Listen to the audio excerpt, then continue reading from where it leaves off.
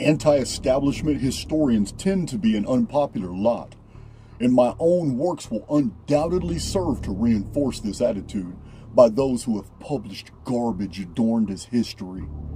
It is my intent to make enemies, to topple their cherished pillars, to silence those charlatans who have sold their fictions off as facts. My mission is to educate those willing to know. I have no doubt I will lock horns with many along the way. The materials that I offer in my books are for those who are unafraid of the dark, who want the truth undiluted, direct.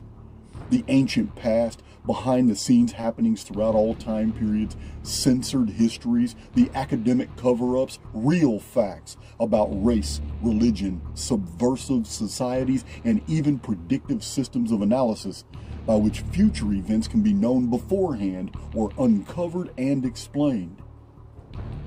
Archaix is for the public domain to come to a place where they can receive information that has not been diluted. It has not been censored. You're not going to like some of the things you hear. Some of the many videos are going to tick you off. They're disturbing. The core things that we have been taught since we were introduced into this world have to be peeled back layer by layer by layer for us to fully comprehend the absolute medium of deception that we are totally immersed within. Our world is not what you think it is, but it is a beautiful place. It's all a matter of perception.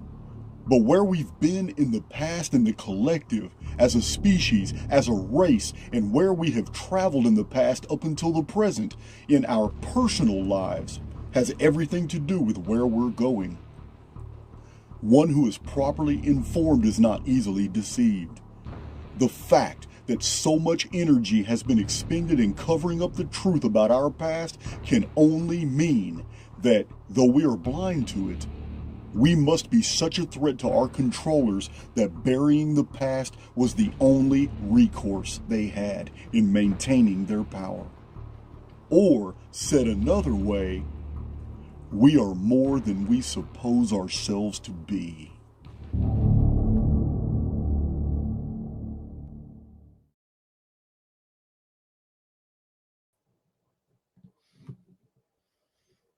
Yes, ma'am. We are more than we suppose ourselves to be. Do that audio check real quick. See how things are going. Archaix verse.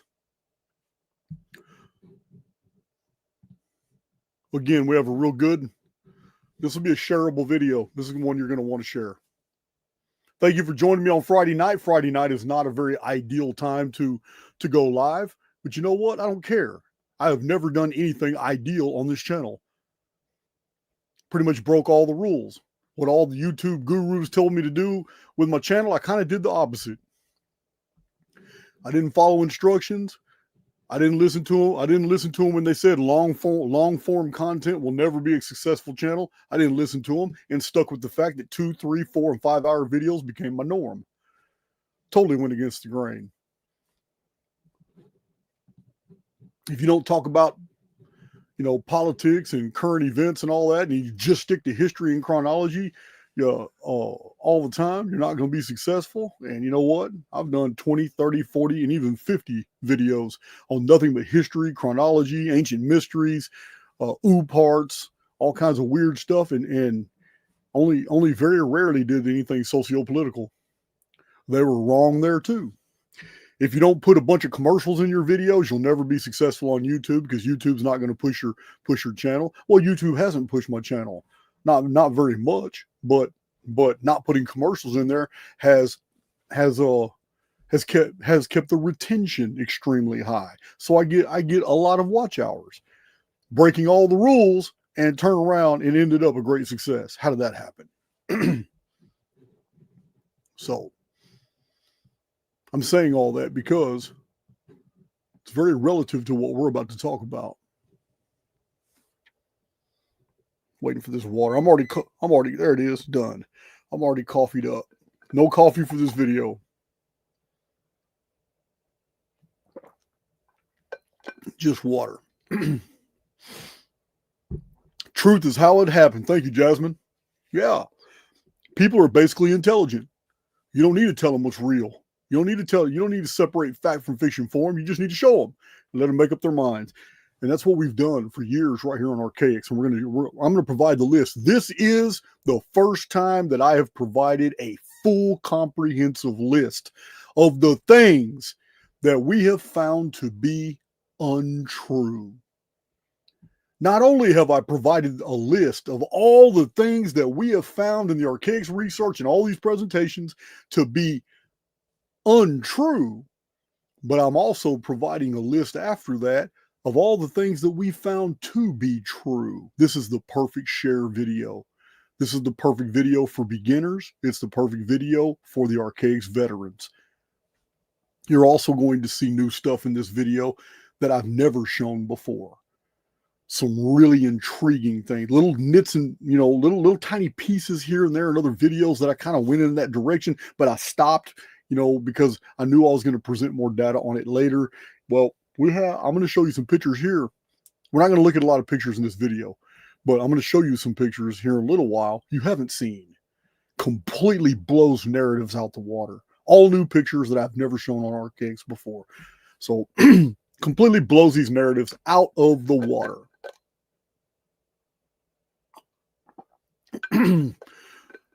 So I posted on X a little while ago. It's amazing. For about 2 weeks, we've had Edenic type weather in Texas.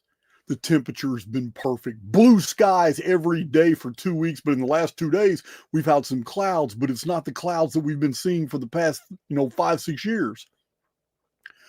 Man, I've been outside just marveling, looking up the sky. This is the clouds of the 70s and 80s when I grew up. This is the sky I remember.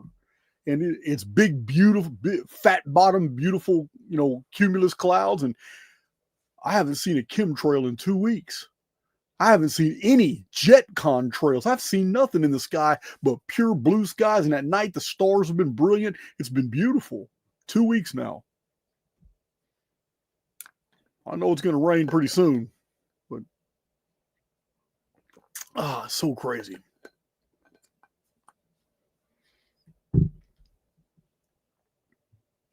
All right, now, so the title of this video, The Great Lie, is that there is no truth. This is what you get all the time. This is a communist agenda. This is something that was specifically put out in Marxist literature. One thing that they really wanted to do was blitzkrieg the public with so much information that people would just lose sight and just say, you know what, man, there's so many options out there, man. It's like going to the grocery store and seeing so many things on the shelf that you just walk away. I'm going to go get me some sausages. But by the time you get all the way through the sausages, you're like, man, you know what, there's so many, I don't want any sausage anymore. I'm done. We'll go somewhere else. We'll go find something else. This is the problem with too many options, too many selections. Same thing with history. Same thing with YouTube channels. Same thing with the information that's being put out there. Go on Amazon, look up any topic, and you see this plethora of all this material being put out. Especially now, the publishing world is being watered down bad because all these people. I really don't blame them, but they don't really have many options coming out of college anymore, and they realize their college degrees are worthless. You have a lot of people, especially on Twitter, man, oh my God, that are all of a sudden experts on ancient mysteries and ancient megaliths and all. And it's like none of them have research bibliographies. None of them have really done anything but get airline tickets and go fly somewhere, take a bunch of pictures next to the things they're talking about, and suddenly their opinions matter. All of a sudden they're experts. This is the problem we're going to have in the field. It's going to continue to increase. Just like in the publishing world, the problem is going to continue to increase. And the problem is we have people using ChatGPT to write whole books for which there are no bibliographic citations. There are books flooding Amazon right now that are AI produced. One person putting out 2, 3, and 4 books a month. Yeah. They don't have bibliographies. They can't because they're all AI derivative. But it's still, this is what's going on. You already know the art world's been taken over. The literary world's been taken over with this AI stuff, and we now know the music world is being taken over.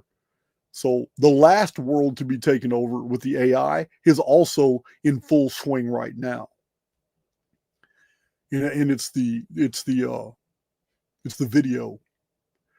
Video was the fourth. You can call it the fourth turning of AI, because now they're able to replicate.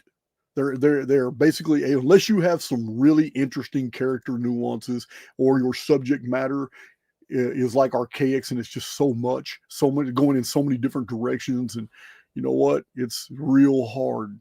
It would be really hard to just, you know, because with the Archaix research, I'm always putting out new material, new discoveries, new data, based off the same pool of information, which is Chronicon, which is all this historical research.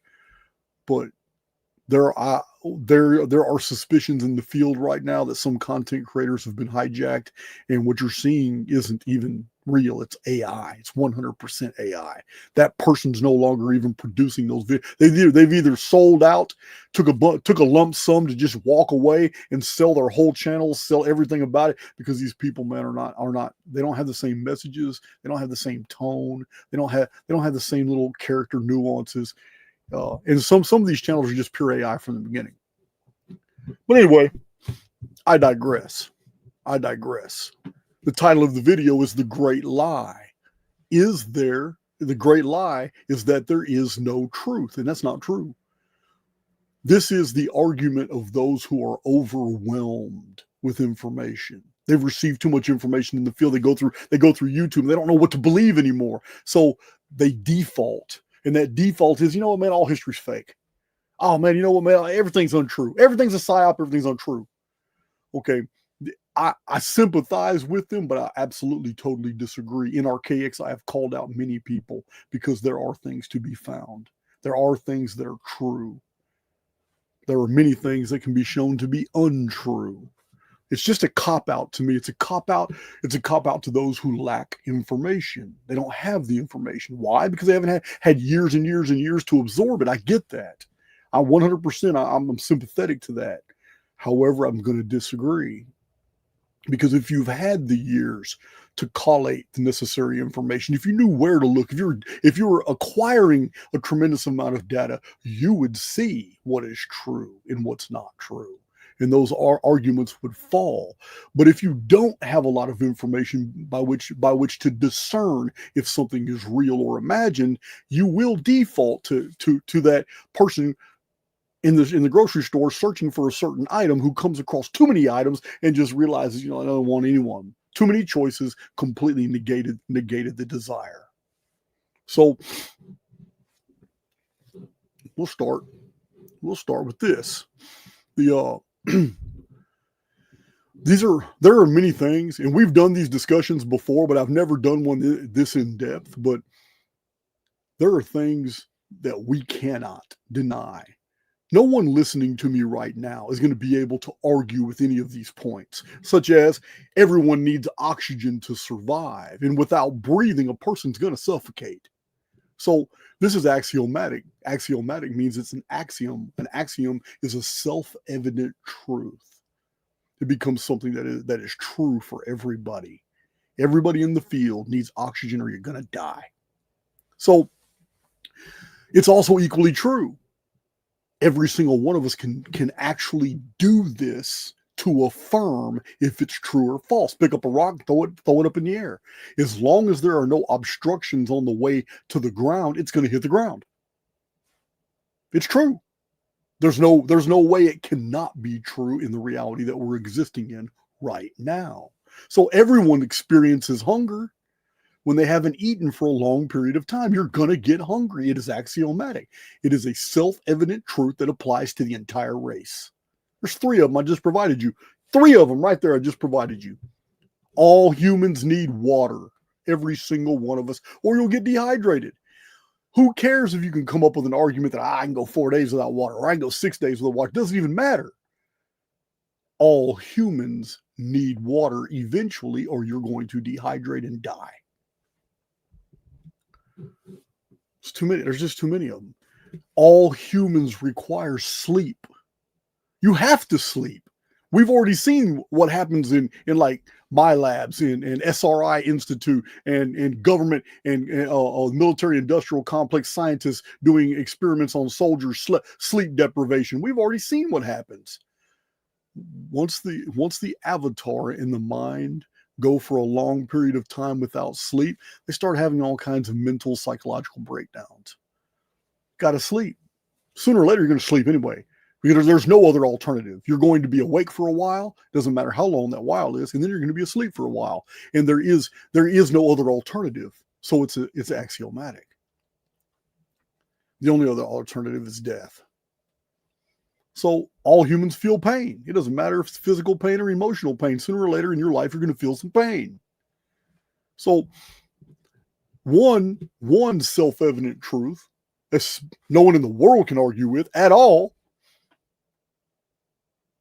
is that the avatar is going to experience entropy. You're going to grow old. You're not going to like the changes in your body, but you're going to grow old. Another truth, you're not only going to grow old, but eventually you're going to die. At least your avatar is. The immortal within is going to go on to another experience. But these are truths. And if something is true somewhere, that's probably true everywhere. If things can be shown to be true now, they could have been shown to be true in the past and in the future. And if any one thing can be shown to be true, then many, many things can be shown to be true. That's all I'm trying to do with this exercise before we actually list the things that are not true. And then follow it with a much greater list of the things in Archaix that we have found to be real and true. So, I guess another self-evident truth would be all humans feel emotions. It doesn't matter if it's despair or anger, frustration, happiness, joy, guilt, shame, whatever it is. The basic human emotions are all felt. You may feel different emotions, but you feel emotions sometime in your life. Therefore, it's axiomatic. If you cut yourself, you're going to bleed. Everybody has unique fingerprints. It's another fact of life. You have very unique fingerprints to you. So what does this imply? It implies that in what is perceived to be chaos, this reality, all the things, all the variables that are thrown at us on a daily basis, all the information overload, the info war that's going on around us, perceived reality is chaotic. Actual reality is very structured. It's very ordered. And the only way this can be is if some things are true and some things are false. Without this dichotomy, there would be no structure. But there is structure. It's everywhere. So everybody has one of the greatest pieces of evidence of structure is the fact that we have a genetic code. Yeah, a code isn't a bunch of random variables. It is a genetic code, meaning it's structured and it's ordered. It's not chaos. Humans cannot survive extreme temperatures without some type of protection on the avatar. This is true. Or you're going to suffer the consequences. Therefore, this is more evidence of order in the chaos. We have to blink our eyes to bring the surface of the eye or the whatever it's called to bring moisture to it, to liquefy the surface of our eyes. We have to blink. So you're not getting a bottle of water out and throwing it in your eye all the time. No, blinking is the reason moisture is always filming your eye, and your eye can't get dried out. It needs that moisture. So this too is true. Another thing that's true that we should all be thankful for is the very fact that we all have skeletal structures, because without the skeletal structures, none of the rest would matter. It doesn't matter if you have if all your internal organs and all your skin and your entire central nervous system is working, optimally. Without the skeletal structure, your avatar wouldn't be able to go around. It's just a skin suit. It would have no mobility. Therefore, we have isolated something that is true. It is our skeletal structure that provides the foundation of our movement through the field. It's true. Humans cannot live without a functioning heart. There isn't a single human in the world that cannot live without a functioning heart or whatever would replace the heart, if you want to get real technical with me and try to apply some technological shit. But it still remains true for everyone. You're not going to live without a functioning heart. All in your life, all people are going to experience some type of stress, some type of pressure, and every single one of us have a very unique set of genetic traits. It's what makes all of us very different. But that doesn't at all apply to chaos. It has everything to do with order. So again, I'm gonna reassert that we lived in a perceived reality, but it's only perceived to be chaotic. It's actually very, very ordered and structured. I tell you all the time, we do not live in a real reality. We live in a perceived reality. This is a perceived experience. It's not an actual experience. This changes what the world is. It changes what the avatar is, and it changes what you are. All people, everybody in the field, all people require some form of communication to interact with other souls in the field. Tongues, mouths, whatever. Some people can't, some people are deaf, mute, whatever. They still have forms of communication with their hands. People can write. That's a form of communication. Eye contact can be a form of communication. But this is true for everyone. You're never going to survive in this experience without some form of communication. So everyone experiences some form of sensory perception. Remember, this is a perceived experience. There is no way to actually even exist in this experience if you don't have some type of sensory perception, because that's how we're jacked into the construct. You're going to hear something, you're going to taste something, you're going to see something, you're going to smell something, you're going to touch something. Those are your five senses. If you do any one of those things, so does everybody else. So it's true. So it's not a chaotic environment. It's not even a chaotic world. It's a very structured and very ordered existence here. Another thing is water. Water will always seek to level out. It will always seek to level out. You're not going to have water high over here and water over there. It just doesn't work that way. Therefore, where's the chaos? Where's the chaos when natural systems automatically try to reduce to their lowest common denominators at all times? Where's the chaos? It's perceived. It's not actual. Plants in their root and petal arrangements, animals in their physical features like the snail shells, stuff like that, ammonites, also animal behavior, it all fits into proportions of phi, 1.618, the golden proportion, which is represented in the Fibonacci sequence. So that's not chaos. It's all order. If you're not sick, you're healthy. Tell me that's untrue. Tell me, Jason, that's not true. If you're not sick, you're healthy. You see this duality here. People complain about duality all the time, but duality actually shows us the difference between order and chaos. It actually shows us that even the chaos is structured. Structure implies order. If you're not sick, you're healthy. There's no way that can't be true. If you're not sleeping, you're awake. There is no series of data points that you could ever put together that would make that statement untrue. If you're not sleeping, you're awake. I'm going somewhere with this. Too many people are in the field now, and they're really doing the human family injustice and damage by steadily throwing out there, nothing is true. All history's fake, all that. Yeah. It's sloth. It's despair. It's laziness.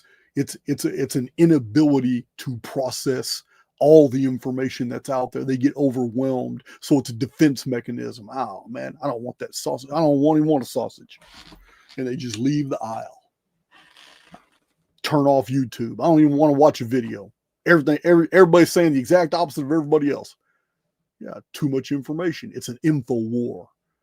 One thing Alex Jones got right, no matter who he is or who he works for or what his agenda is, one thing he got right, we're in an info war. Absolutely. If you're not sick, you're healthy. If you're not sleeping, you're awake. If you're not hungry, you're content. If you're not moving, you're still. There ain't a single statement I'm saying here that could ever be untrue. Therefore, there are truths in the field. And if there are things that we can isolate that are true, then that means there are many things that we can isolate that are untrue. If you're not knowledgeable, you're ignorant. There is no way that that statement could ever be false. If you're not knowledgeable, you're ignorant. Simple as that. That's right. Clay's Pigeon, good one. If you're not dead, you're alive. I'm pretty sure we can come up with a bunch of them. Uh-oh, Jamie Robbins. I thought he said if I'm not stoned. He said if I'm awake, I'm stoned. It would have been better, Jamie, if you just said, if I'm not stoned, I'm straight. That's crazy. All right, before I get y'all started on a whole bunch of irrational comments, man, I only said those to illustrate a point. There are things that are true and there are things that are untrue. And if somebody is going to argue points, that everything is false, the burden, remember, extraordinary claims require extraordinary evidence. If somebody is going to get in the field and get on social media, do videos and say, hey, everything's untrue, all history's fake, that's an extraordinary claim. And an extraordinary claim always requires extraordinary evidence. Every time. So, yeah, I'm not buying it. Everything's untrue. Nothing's real. All history's fake. So remember, when you come across these type of claims, you need to tell those individuals, hey, man, you know what? That's an extraordinary claim, man. I'm willing to hear you, but you got to provide some extraordinary evidence for that. Additionally, anytime somebody makes some type of wild claims like that, the burden of proof always lies on the claimant. This is one of the reasons I'm calling people out all the time. You got wild claims. They're not supported in the historical, archaeological, textual record, traditional records, not at all. All I want you to do is answer for. Here's what you put out. Here's what you got you famous. Oh, I find out you sold 350,000 copies of this book. Oh, okay. Well, let's put it to the test. And when I apply the Archaix analysis to all these different authors, I find out they're lacking, so I call them out. I'm not wrong for that. I'm not wrong for that at all. Just like I'm not wrong for putting myself out there in the field, knowing I have this criminal history from when I was 17 years old. Yeah, I've been the butt of many people's criticism. But I did it to myself. How? I got out there in the public. Once you become a public figure, all bets are off. People want to do videos on me, so be it. People want to pull up my criminal history, so be it. If Jason wants to call you out for your BS research, so be it. If you want to run from debate and start looking like a clown after years start going by, so be it. But once an individual decides to take anything into the public venue, then all bets are off. There's no more, I wrote that book, but I don't have to defend that research. Oh, yes, you do. Or you're going to get clowned by me because I'm just getting started. Yeah, these guys like Graham Hancock, Billy Carson, and Randall Carlson, Jimmy Corset, all of them, they just think I'm just going to go away. What is wrong with them? I'm just getting started. As a matter of fact, I'm pretty proud of myself in the past 2.5 weeks. It took 2 years to do this, but I finally got, these are awesome right here. These are 0.5 terabyte. I finally got my debate files all organized, all collated. Everything is where I've got everything memorized, where it's all at. I'm ready to do spaces on X and start calling folks out. I got everything, it don't matter what you want to talk about, what you want to debate about. I got all my data sets. They're absolutely organized, and I'm ready to take off. Yeah, man. I'm just getting started. Remember, I still got 500 videos in me. So, yeah, man, it's not going to get good for these guys. It's going to get worse. They think they've already seen the worst. They haven't. Because I'm restructuring all my arguments, pulling more information. I've got a lot of new stuff, guys. I never stop. I can't. I do this shit in my sleep. So these are proofs, guys, that reality is structured. It's ordered. And that means that there are things that are true and discoverable. That's all it means. So, yeah, man. I'm so happy about these. These are pretty cool, though. Little flip. You can plug them in. You can plug them into Mac, Apple, or Android. Pretty cool. You just flip them over.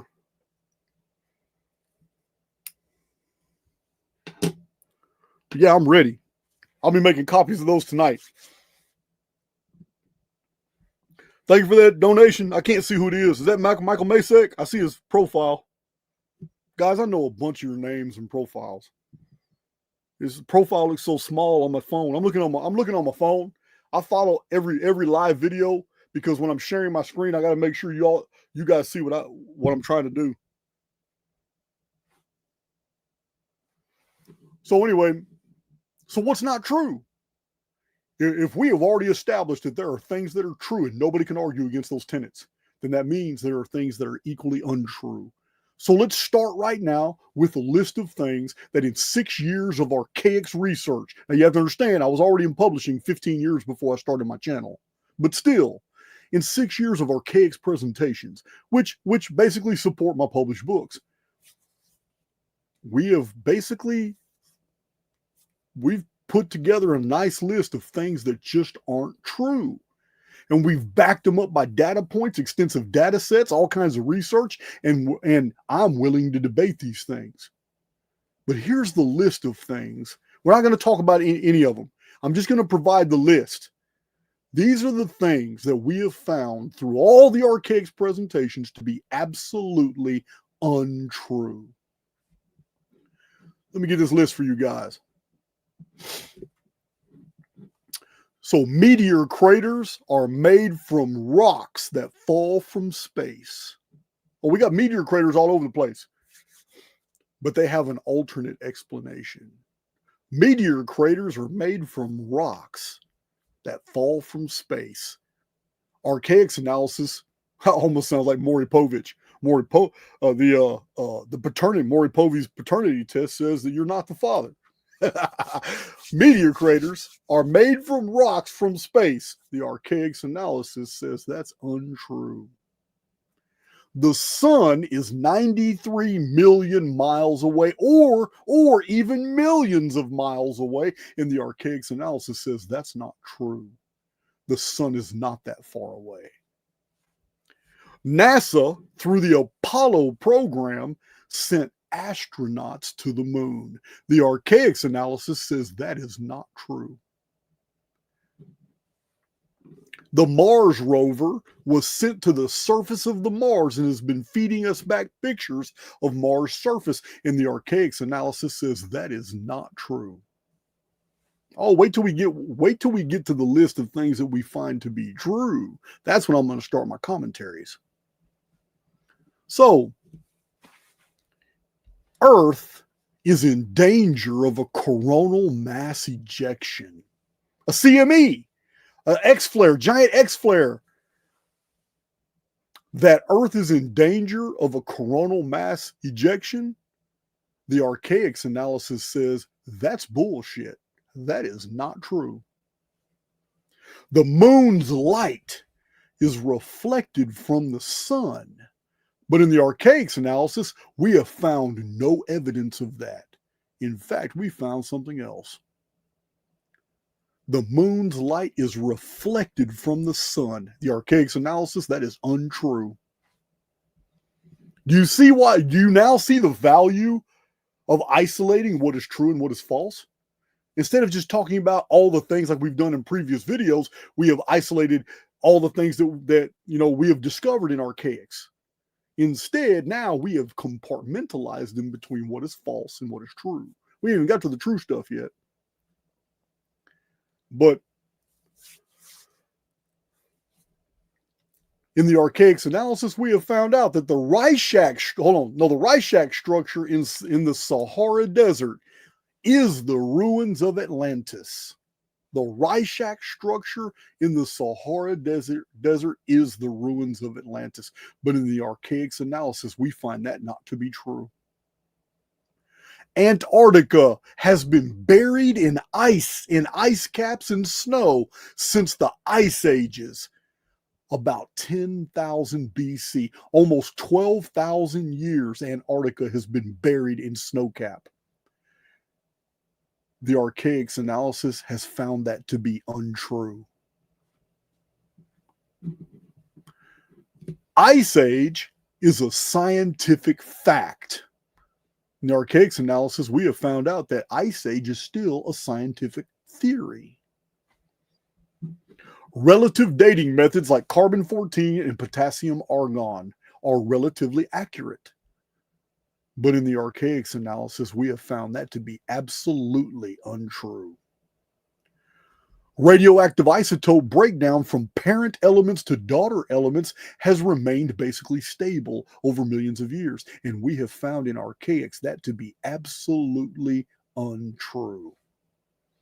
And that is required for relative dating methods to even be operable. Dendrochronology is accurate because trees grow a ring every year. Dendrochronology is accurate because trees grow a ring every year. In the Archaix analysis, we have found that to be untrue. Dinosaurs became extinct millions of years ago. You guys already know the answer to that. It is completely untrue. Fossils are rare and form under pressure and take millions of years to form. In the Archaix analysis, we have found that to be absolutely untrue.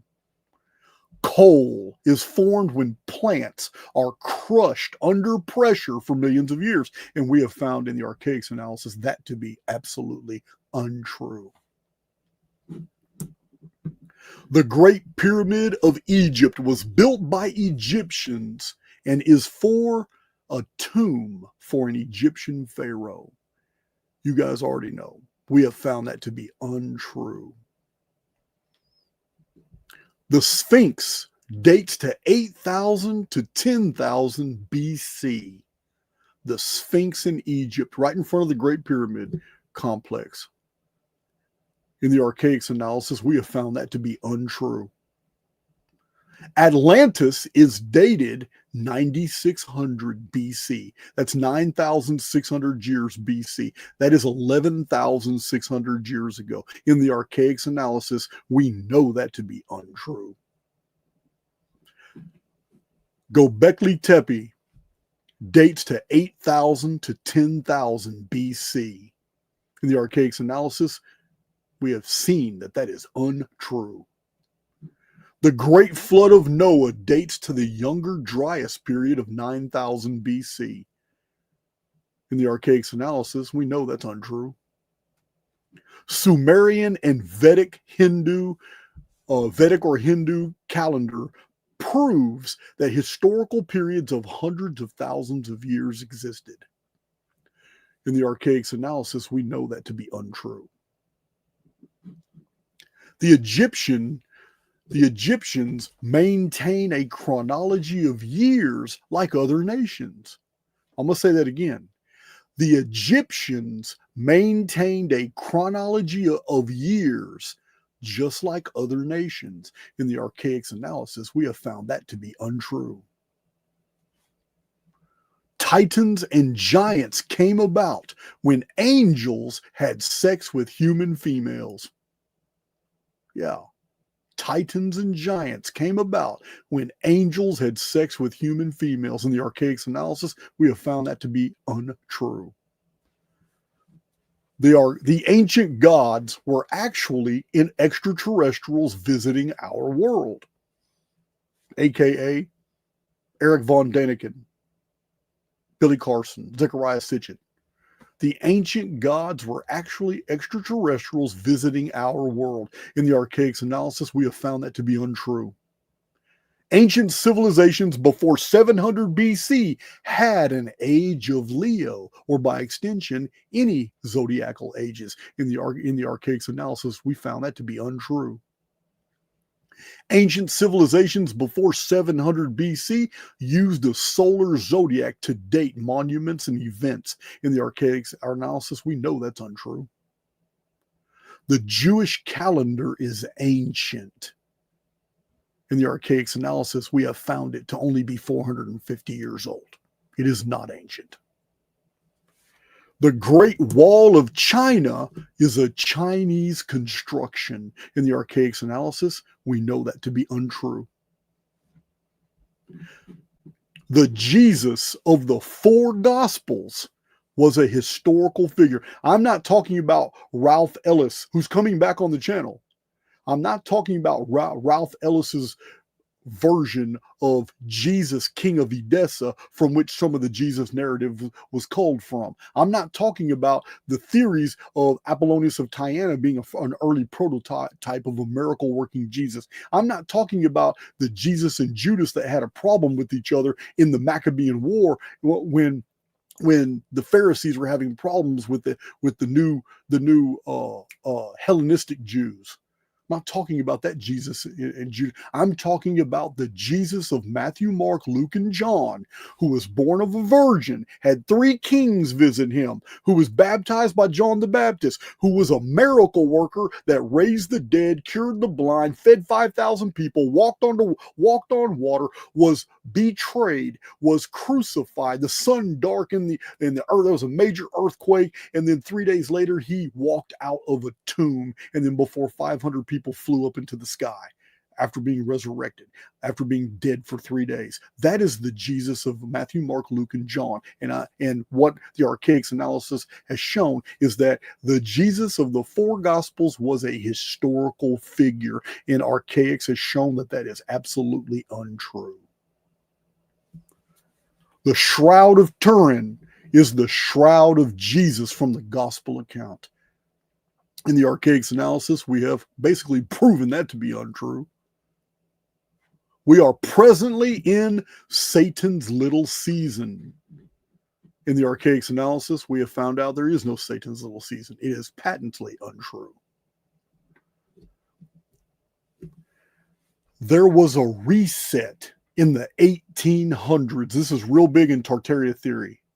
There was a reset in the 1800s. In the Archaix analysis, we have found that to be untrue.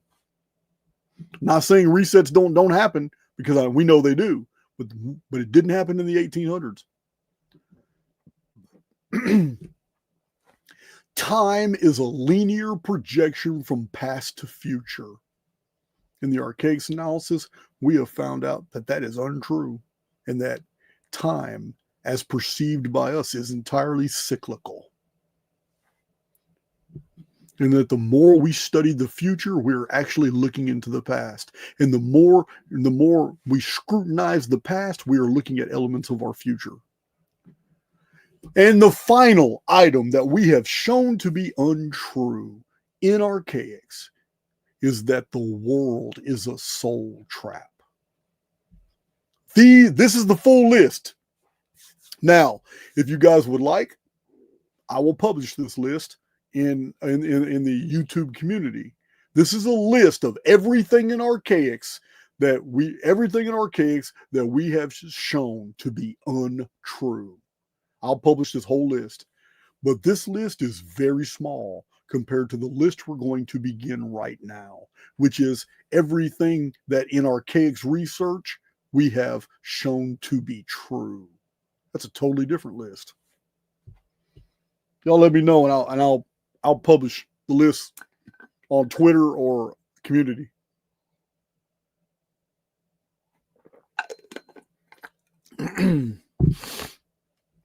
So, check my chat. Oh, we got some. Hello, Jay Hart. Craig Sweeney. Yeah, Ralph's coming back. I got a lot of Logan of Decode Your Reality is tomorrow. Tomorrow, I'm going live with Logan. We're going to talk about UFOs, underground bases. We're going to talk about the Christian connection to the extraterrestrial deal. We're going to talk about Area 51, maybe Wright-Patterson Air Base. I don't know what all the things we're going to talk about, but that's tomorrow live with Logan of Decode Your Reality. You guys know he's a regular. He's an OG in Archaix. one of my one. I think my third. He was in my third ever interview, and that was with Santos Bonacci. But yeah, that's tomorrow. I believe it's 2 p.m. It might be 1. I don't know yet. It might be 1. I believe it's 2 p.m. tomorrow. It's already on YouTube. Yeah, the live is already posted on YouTube right now.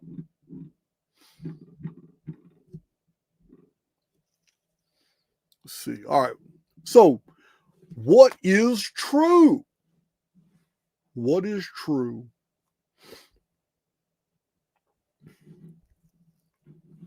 I got a long list. I will have to defer to this list. So, let's get to it.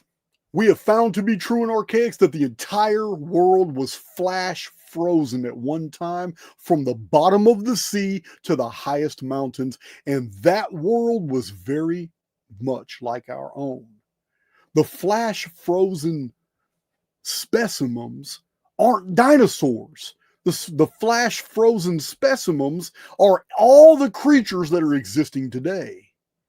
As we've shown right here in Archaix, we've shown hundreds and hundreds of fossils, and they were all in many of these fossils. It is absolutely impossible for the scientific definition of petrification to be true, and yet these fossils exist. Somebody's lying, because these fossils were created in a fraction of an instant and not over millions of years.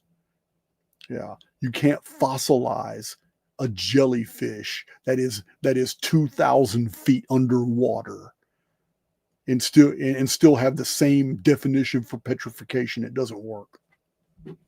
So anyway, the entire world flash froze.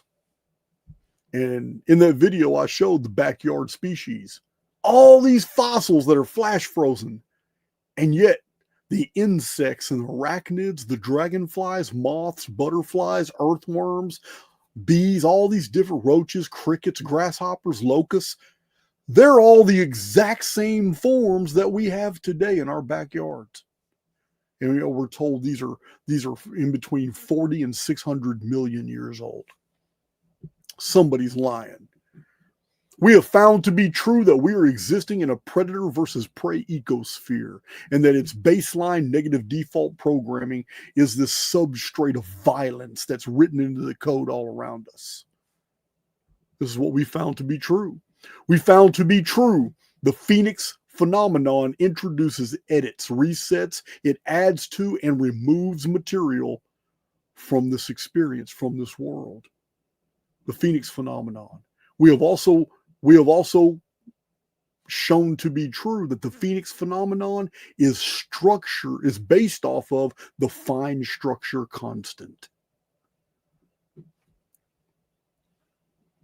Despite the fact that many modern researchers claim that there was never a 600-year astronomical period, there was never a calendar that was based off 600-year periods. Many authors have said that, and I quoted them.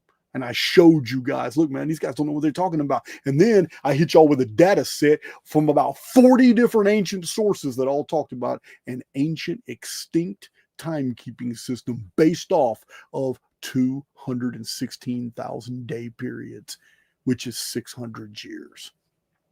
So the Anuna Nur of 600-year periods is the original Sumerian and Vedic calendrical system based off units of 216,000 days. This is the original system. It was a day count system. It was a Shar-based system. Shar is turning of the stars. This is what we found to be true. We also found to be true that the modern solar zodiac from Aries to Pisces is a Greco-Roman construction, and a lot of people are having difficulty trying to process this. They're having difficulty because of all the BS that's been published about the solar zodiac. Zodiacs are ancient, but they're all lunar. Something happened in the late 8th century BC to where the sun became the focus, and then all of a sudden, a whole new series. The heavens were already divided into 12 sections, but it was totally different star patterns. totally different constellations for which there's all kinds of mythos developed, but there are no legends of Aries. There's no myths of Gemini. None of that. But we're not going to get into those details. We got Zodiac. I just did a Zodiac post on X 3 days ago where I laid out about 50% of the information I have on the Zodiac. I really threw that out as a hook. I threw it out as a hook to see if I could get somebody. I couldn't, because I got a whole nother Microsoft Word file packed full of all kinds of data on the Zodiac. I was just waiting for somebody to bite. No, any of y'all can go to my X feed and see. And I mean, if any of you doubt it, call me out on it, because I do have this Microsoft Word file set to the side where I was going to unleash on anybody who doubted those 20 points I put out about the Zodiac not being old. I just couldn't get any takers. So, anyway, in the Archaix analysis, we have found out that the modern Zodiac was not even fully developed. And when I say modern solar Zodiac, I'm talking about Aries through Pisces. It wasn't even fully developed until the 2nd century AD. This is at the exact same time that Matthew, Mark, Luke, and John were being written in 140 to 160 AD. It's called Tetrabiblos for a reason. Yeah, the Zodiac comes from Tetrabiblos. Tetrabiblos means the 4 books. This is why astrotheology is a thing. So we have found it to be true that the modern Zodiac is due to a change in Earth's position from Nemesis ecliptic to Sol's ecliptic. And remember, we've also shown it to be true that the entire sky is a hologram. It is showing us a picture. It is giving us a movie by which we can extrapolate information. But the world we're on really doesn't move at all. All movement, it's like the movie Dark City in 1998. You've got upheavals, you've got subsidence, things go up and down, and the world shakes and trembles, and everybody thinks there's a pole shift because the sky is moving. All the stars are going this way. Then the sun comes up in the middle of the night. The sky is where all movement is. There is no movement on the ground. We are on a fixed plane. It does not move.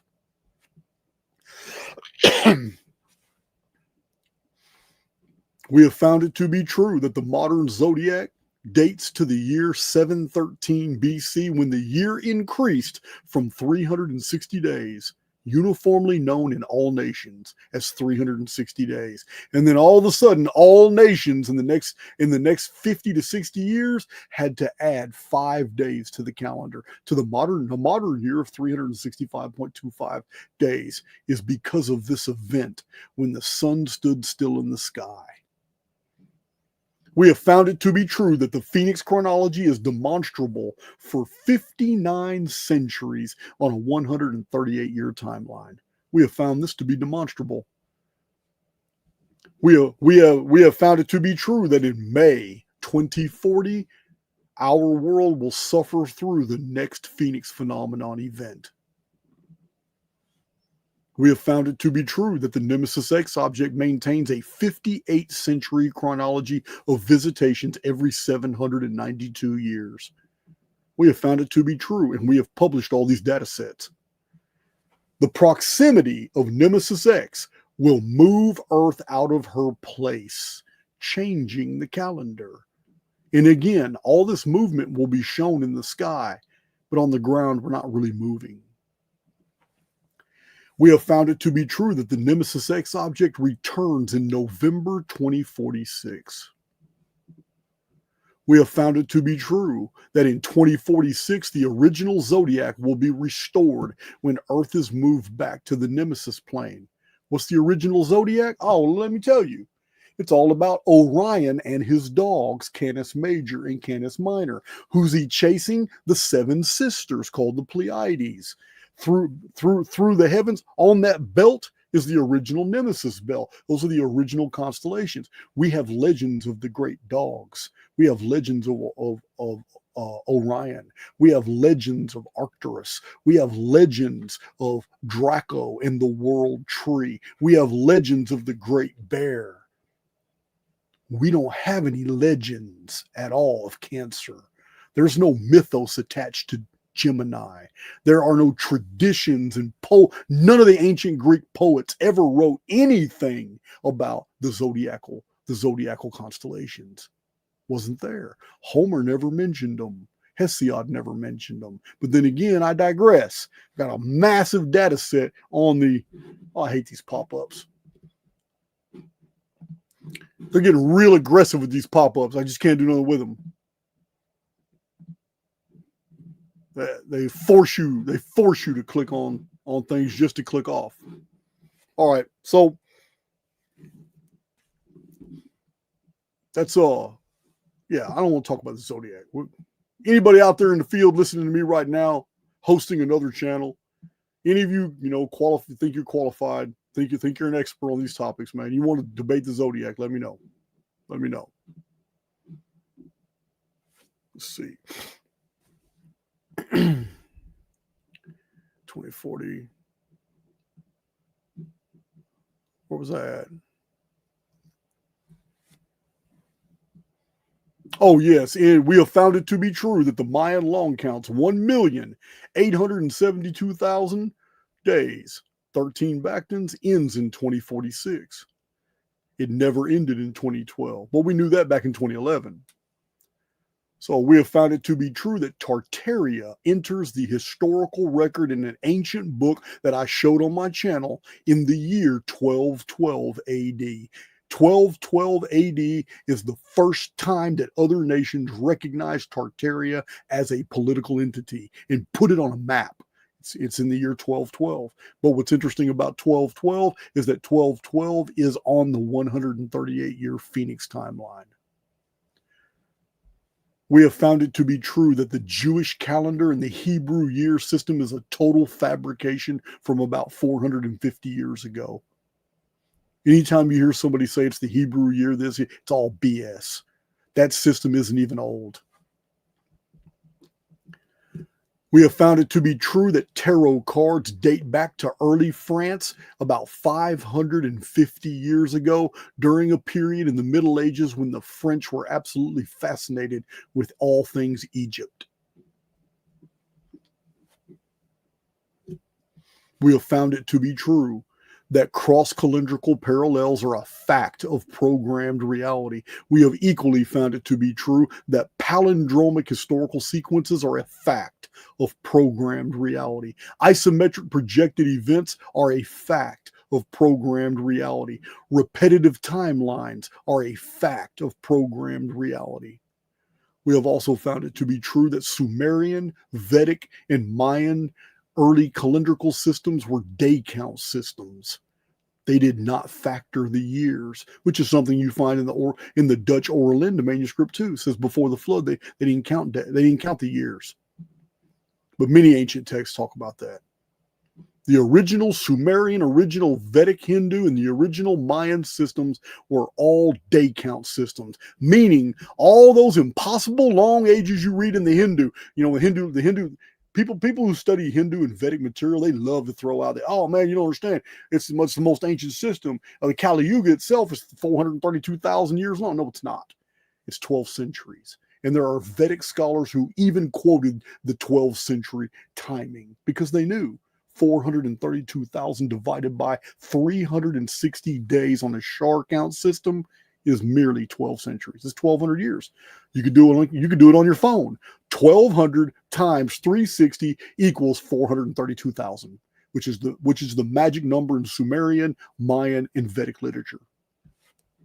It's a day count system. So we have found it to be true that chronology dates the Great Flood of the Bible and the Great Flood of China and all these other civilizations to be in the month of May 2239 BC, not the Ice Age. Yeah, I've been wanting to debate Graham Hancock on that too. He threw that out there about the Great Flood being in the Ice Age. Like, man, be quiet. Dude, it's time for Graham Hancock to sit down. He has become irrelevant. And besides, you already know my opinion. If a man is unwilling to defend himself, he's not even a man anymore. I don't even care. Yeah, Graham Hancock has a lot to answer for. I'm not talking about some of these peons that are calling Graham Hancock out on little things. He should ignore them. He should. But in Archaix, we have provided massive data sets on fingerprints of the gods, on Atlantis being 9,600 years BC, according to Graham Hancock, on the Great Flood being the Younger Dryas area. No one else has produced this massive amount of data showing Graham Hancock is wrong. That's why he needs to answer for. But he's not. His handlers aren't going to allow him. That's why I'm going to keep stepping it up a notch. Oh, by the way, newsflash. Sometime this week, I'll be starting my other channel on YouTube. You're going to like that. Let's see.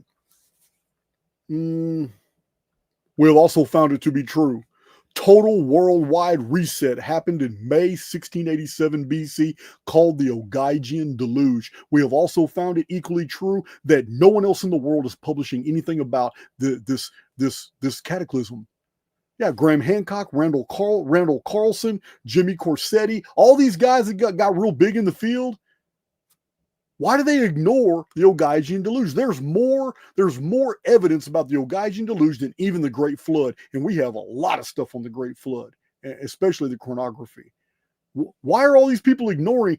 The entire world was destroyed. Every dynasty in the world collapsed in May 1687 BC. Hell, W.J. Perry in 1922 wrote a whole book, 550 pages of data showing that all the dynasties in the world collapsed on this one date. No one ever talks about it. And all these people on Twitter and X and Reddit and YouTube that are all of a sudden they're all megalithic experts. All of them know all. They don't even realize 99% of all the megalithic architecture you're seeing out there that's all been destroyed and abandoned are from this event. Right here. May 1687 BC, the Ogaigian cataclysm is the reason all those megalithic sites were abandoned and never returned to. Yeah, it's crazy. It's the one that's so much information on the Ogaigian Deluge. I've got 5 videos about it. It took 5 full 2-hour videos. That's 10 hours of videos just to cover this one cataclysm on my YouTube channel. And yet you've never heard of it from anybody else. It's crazy. It's nuts. It's insane. In the Archaix analysis, we have found it to be true that most content creators are insane, are nuts. So, meteor craters, we have found it to be true that meteor craters are not from rocks that fell down from space and created these chili bowls. Beautifully symmetrical chili bowls. Instead, meteor craters are actually subsurface caldera. They are created when that area, which is dry land now, everybody's looking at dry land. Here's a crater on dry land. But it wasn't dry land when the crater formed. It was under a sea or under an ocean. That's why all these craters are in these areas, desert, where like Arizona, in the desert over there in Australia. So these gigantic craters were submarine calderas. It's from subsurface pressure exploding from the surface. All that goes up. Yeah, it has nothing to do with the space rock. So the Archaix structure, we have found it to be absolutely true that the Archaix structure in the Sahara is not Atlantis. It is a series of submarine collapsed domes. We have also found it to be true in Archaix that the 550-year-old Antarctica maps prove that recently there was no ice on the continent of Antarctica. We have found it to be true that California was once an island is not a myth. Remember that California was once an island. It is not in the Archaix analysis, that is not a myth. We showed Dutch, Chinese, Japanese, and a whole bunch of like Genoan, Corsican, Spanish, and French maps. And over a long period of time, California was an island. We have found it to be true that Ice Age is still a theory, and that In 1871, a scientist published a book called Cyclical Flood Theory, and it accounts for all the errata by which the Ice Age theory pretends to answer for. The cyclical flood theory accounts for the glacial errata. It shows why there's a distribution of these rocks in the ways that they're found, and it had nothing to do with glaciers picking up rocks and carrying them over long distances. It's a totally separate mechanism.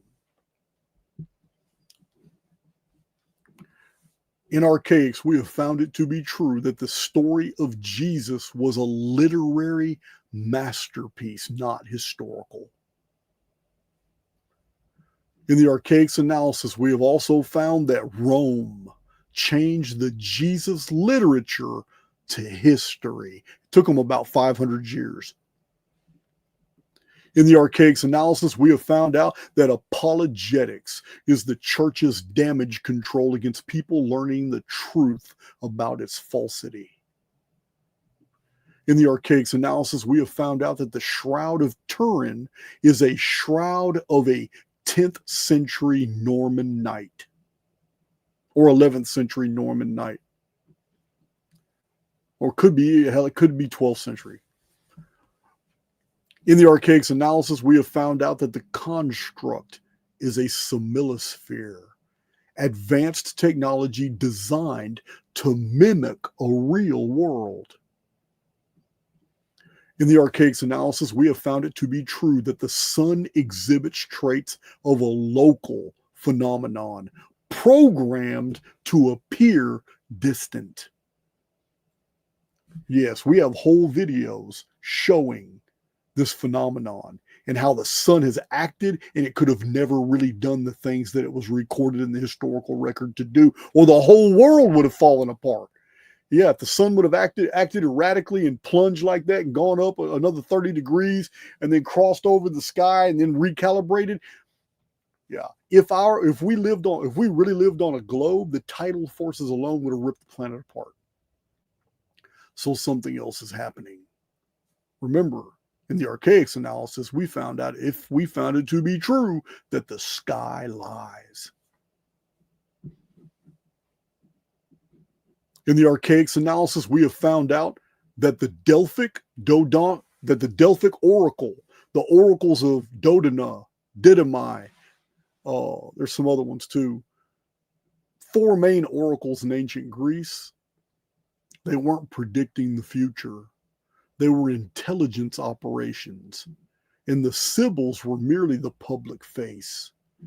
But I explained in those videos how that information was conveyed and how it was done and how people were fooled into thinking that the Sibyls were telling them the future and predicting things accurately, and they weren't. These were they're basically intelligence agencies all networked together. It was genius what they did. In the Archaix analysis, we have found out that the Great Wall of China isn't even Chinese, but it's the ancient Amazon shipping of the old world. It's exactly what it was for. It's not even really a wall. It is an elevated road. I can thank Martin Leakey and Max Egan for their help in finding even more and more data to prove this scenario. Remember, all these videos are on YouTube right now. In the Archaix analysis, we have found out that the Crusades were a church, state, and Jewish-sponsored conspiracy to fleece wealth and land from Europeans and to send them to die on Muslim battlefields. Guys, you need to pay attention. The Crusades were a land grab. Yeah, the people of the West were sent into the Middle East while their homes, estates, their castles, their dukedoms, their baronies were taken from them.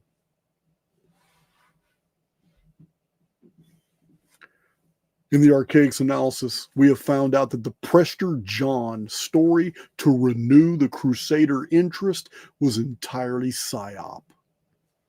The whole idea of Prester John, a great king somewhere in the east, maybe India, had this massive Christian empire, and they're just waiting on the Europeans. If you'll just meet me halfway. These are the messages. Yeah, I believe some Jewish guy probably wrote them all and then distributed them through the papacy. But the Prester John story, the whole thing was a psyop.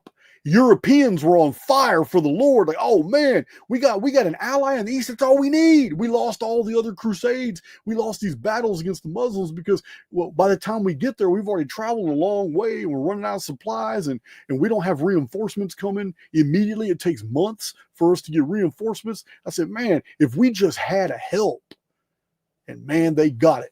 They got letters that were read, rumors all throughout Europe. Prester John, if you guys will just make the effort and you'll just march to the Middle East, I'll be there. I will be there with my armies, and together we'll go liberate Jerusalem. And it was all psyop. Remember, guys, the people that rule over us, they hate us. It's all psyop. So, also, in the Archaix analysis, we have found out that alchemy was a psyop. It was basically a cover. It was a cover. So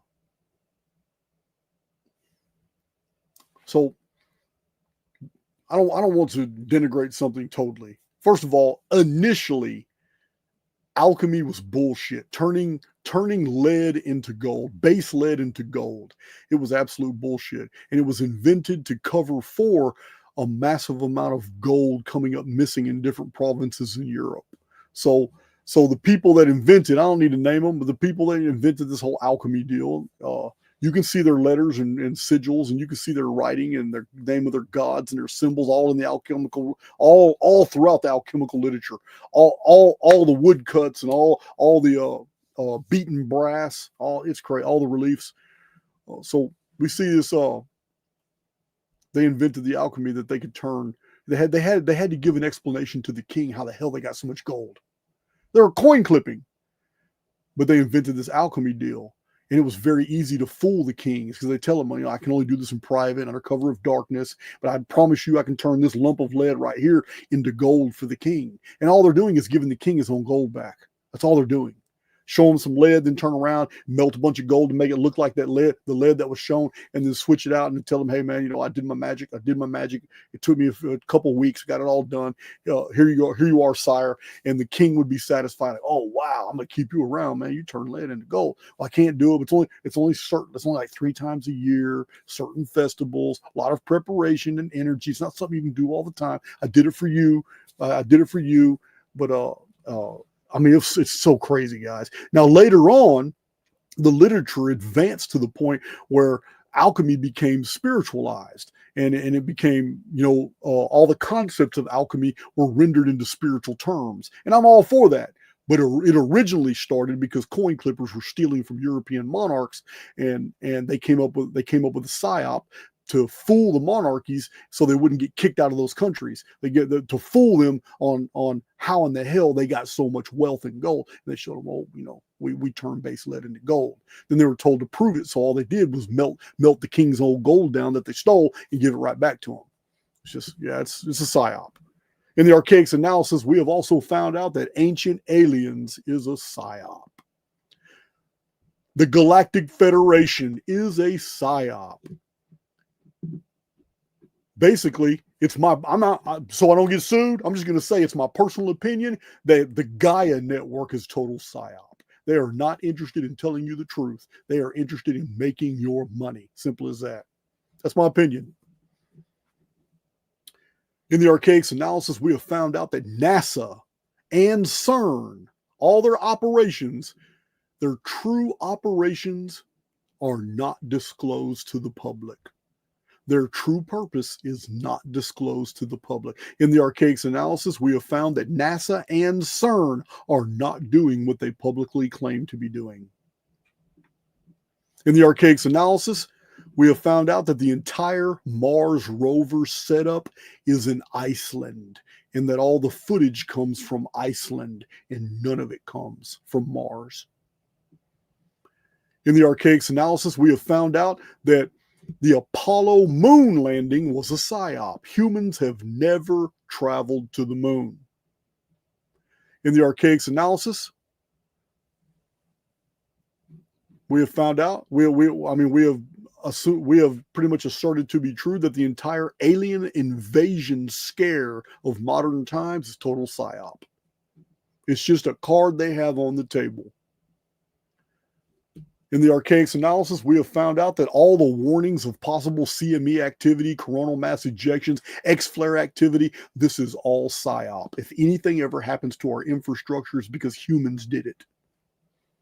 Technology was used and nature was blamed.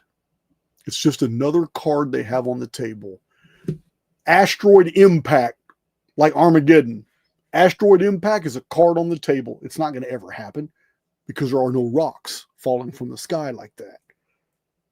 There is the alien invasion card on the table. CME or EMP from the sun, X-flare, all cards on the table.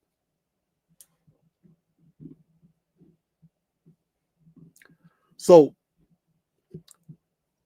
we have found it to be true that fossils can be formed very, very rapidly, and we have found it to be true that there's no truth in the official explanation of petrification. I'm going to read it to you. This is from a scientific source. Petrification happens under pressure, which is one of the necessary conditions for the process. When organic matter is buried under layers of sediment, the high pressure of the overlying material, combined with the lack of oxygen, slows decomposition. This allows mineral-rich groundwater to seep in and gradually replace the organic material with minerals like silica, turning it into stone over millions of years, unquote. Every bit of that's BS. On my channel, I've shown you guys innumerous fossils that could have never come to pass under that model. So, the science we have also equally found to be untrue how coal is formed. Because the scientific explanation for coal is this. Coal is formed from the remains of dead plants that accumulate in swamps, which are then buried and subjected to millions of years of heat and pressure. This process, called coalification, first begins with the stratified layers becoming peat, like peat bogs.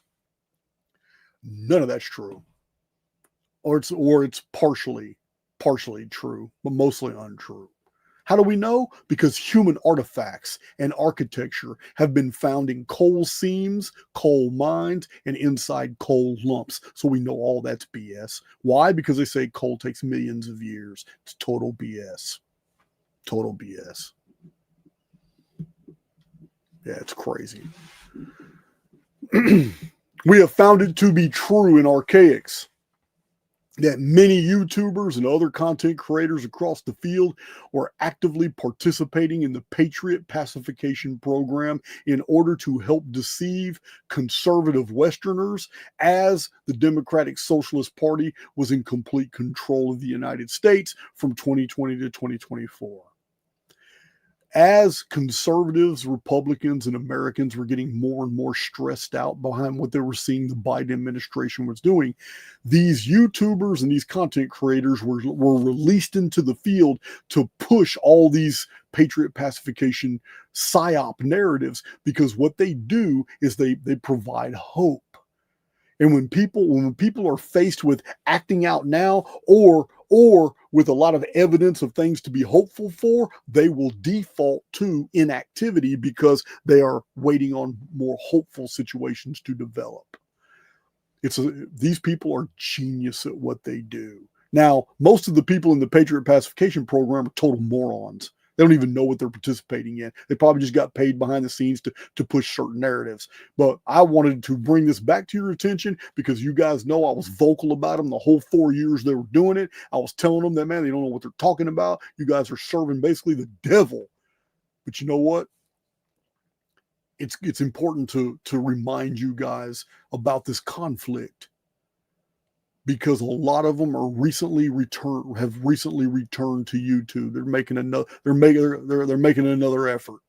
Yeah, several of the people that I named in the Patriot Pacification program are back on YouTube. So we'll see. We'll be monitoring their what they're doing. You guys know I'm not going to let it go. We have found it to be true. Here in Archaix research, we have found it to be true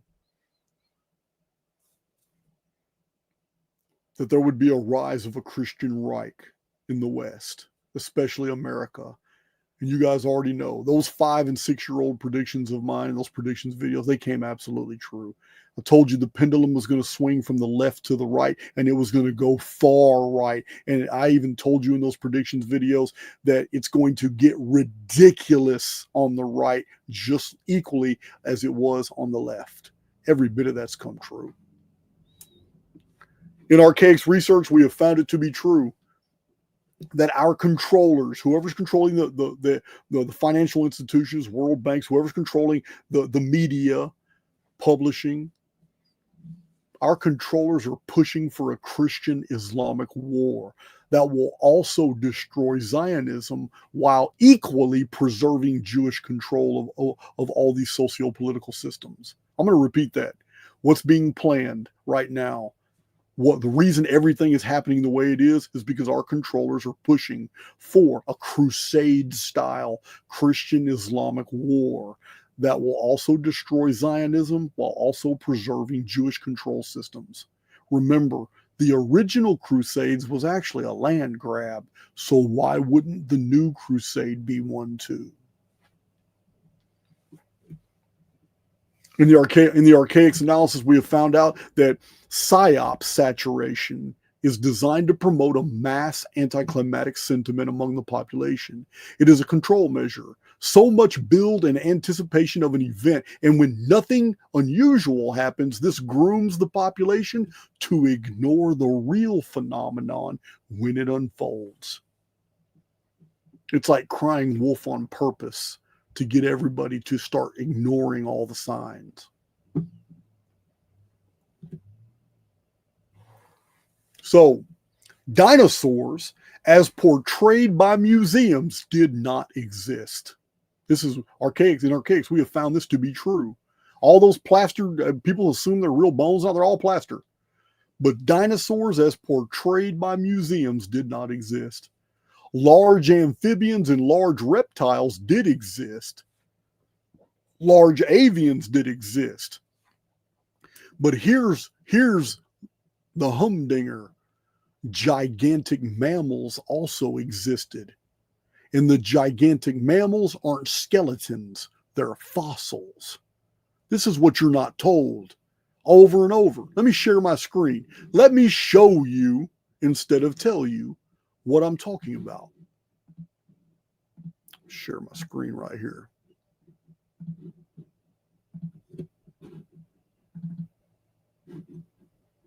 Well, let's see here.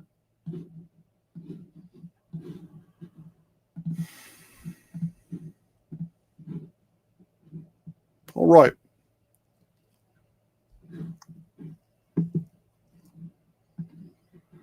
So we're always told about these giant fossil dinosaurs and all that, but you're never told. You see this file? This file has 24 images. These images are of gigantic mammals that were all found fossilized. And some of these mammals were fossilized in the middle of fighting a dinosaur. Look at this. Oh, wait a minute. I can't. That's not right. That's not right. That's not right at all. Hold on. That didn't share it like I wanted to. Let me try that share screen again. That didn't work. Share my screen. I want to share this window right there. I want to share that window. Oh, okay, here it is. Ha ha, I tripped out. This huge, I got this gigantic screen in here now. I'm still getting used to it. But here you go. Yeah, let me get this window big for you so you can see it real good.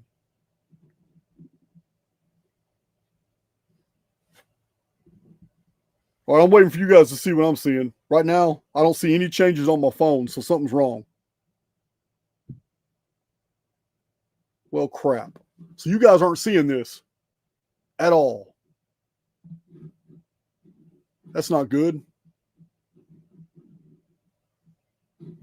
All right, so I'm going to exit this. I need to figure out why it's not sharing the screen. I got some pictures to show you guys. So share my screen, share my screen, share the screen.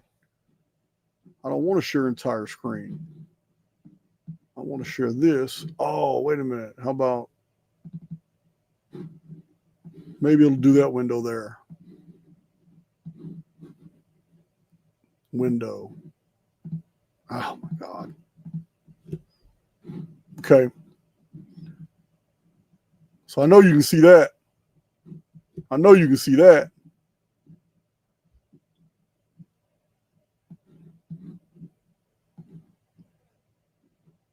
I just don't know how big you can see it. So it's not getting bigger. So no matter what I do, it's not going to get bigger. That's fine. That's fine. I can just leave it like that. Look at the size of these. This is it. You see the mammals right here. The first one is an extinct megafauna mammal, but it's been found perfectly fossilized. You see the size of that guy. Can you imagine a pasture full of creatures that size? This one right here is famous. This is famous because scientists admit that this is a mammal getting on a dinosaur's ass. This is a dinosaur and a mammal engaged in a battle, and they got fossilized together. I got several pictures of this one. We'll see it in a minute. We'll see them in a minute. I got more pictures of those that show them as more distinct. But these are mammals. These are fossil mammals. Look, this fossil mammal, look carefully. What do you see? What do you see? Here's a full body of a fossil mammal. Just like all those fossil fish we see all the time. What happened to the ancient world? Every bit of this. The fish and the mammals all fossilized together.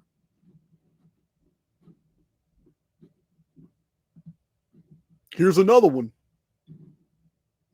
This is a fossil mammal. It's like a lemur. And there's a fish right there. Damn it. Oh, there we go. Yeah, there's a fish right there. Look at that. What is going on here? What happened in the ancient world that did this? Mammals weren't alive millions of years ago. Somebody's lying.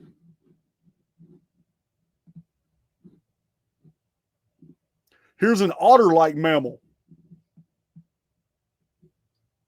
It's a fossil. This is how they portray dinosaur fossils all the time. But these scientists have determined that these are mammals.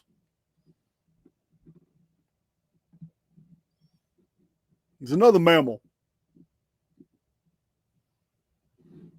I wouldn't want that one to bite me.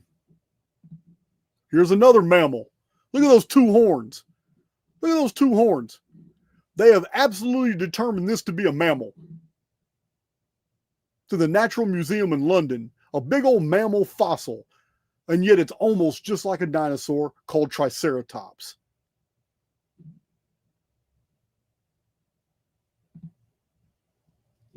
This is a type of prehistoric pig that's a mammal.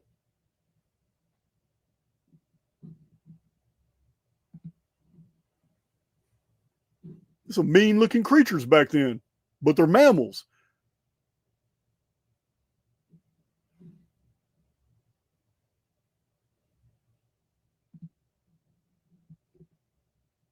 Giant tree sloth, that's a mammal.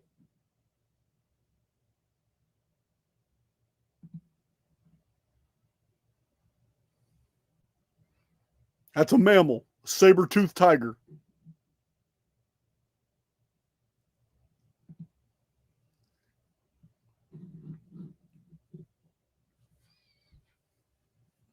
Big old mammal. I don't know what kind. There's a two-horned one again, but this is a slightly different species, but it's still a mammal. There's almost no difference between what they're saying are dinosaurs and what they're saying are mammals. The difference is the same today. Reptiles, amphibians, and mammals. It's the same differences. They were just huge. These are all mammal fossils. Here's the one of the mammal that was attacking a dinosaur. Scientists say this is a mammal skeleton attacking a dinosaur.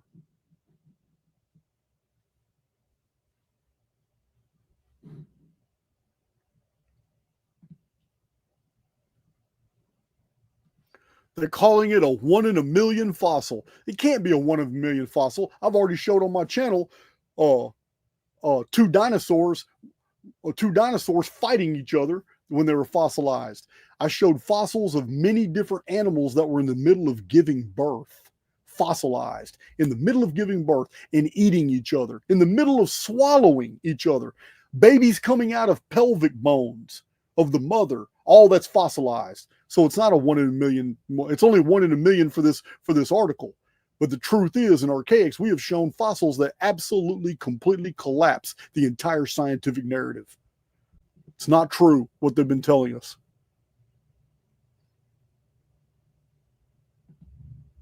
There it is again. Look at this. This is an artistic rendition of the two skeletons right there fighting each other.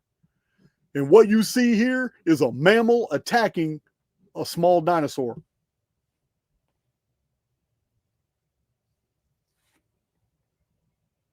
This is according to scientists. So I'm not making anything up. This is what the scientists are conveying. And this is fossilized dinosaur feces. Imagine that. Looking at a petrified turd. This is interesting because this is the first intact fossilized plesiosaur ever found. What's amazing about this is these plesiosaurs have been found in Scottish and English lakes all the way up until 400 years ago. They're everywhere in the lochs. They're also in medieval paintings. They're also in middle-age statuary. Yeah, these plesiosaurs. Oh, one was even found in 1977 by a Japanese fishing trawler off the coast of Australia or New Zealand. One of them.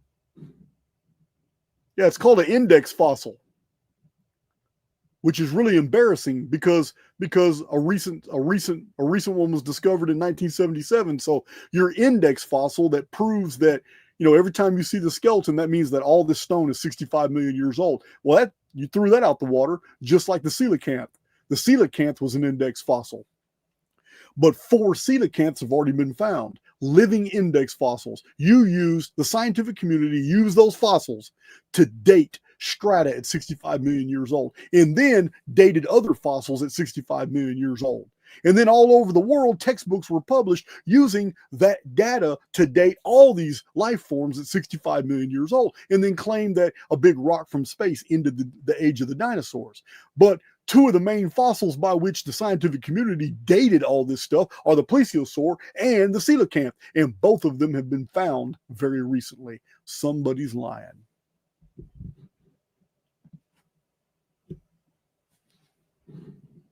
Here's 2 dinosaurs in the middle of fighting, and they got fossilized.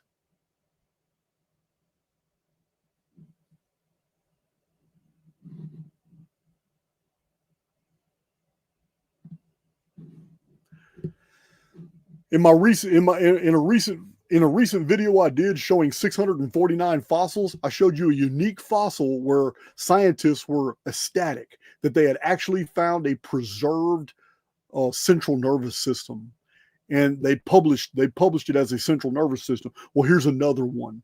Here's the central nervous system fossilized in what they're saying is a 310 million year old horseshoe crab's brain.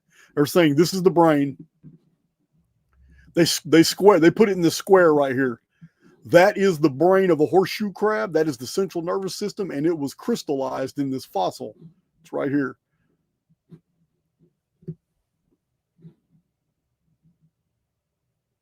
It is pretty interesting.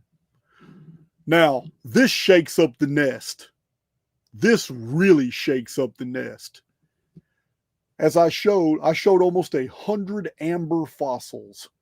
And in those amber fossils, we find locusts and grasshoppers and moths and doodlebugs and centipedes and millipedes and all species of arachnids and butterflies and dragonflies and praying mantises and crickets and every single thing that you find today in a Texas backyard is right here found in what's supposed to be in between 35 million year old and 500 million year old amber specimens.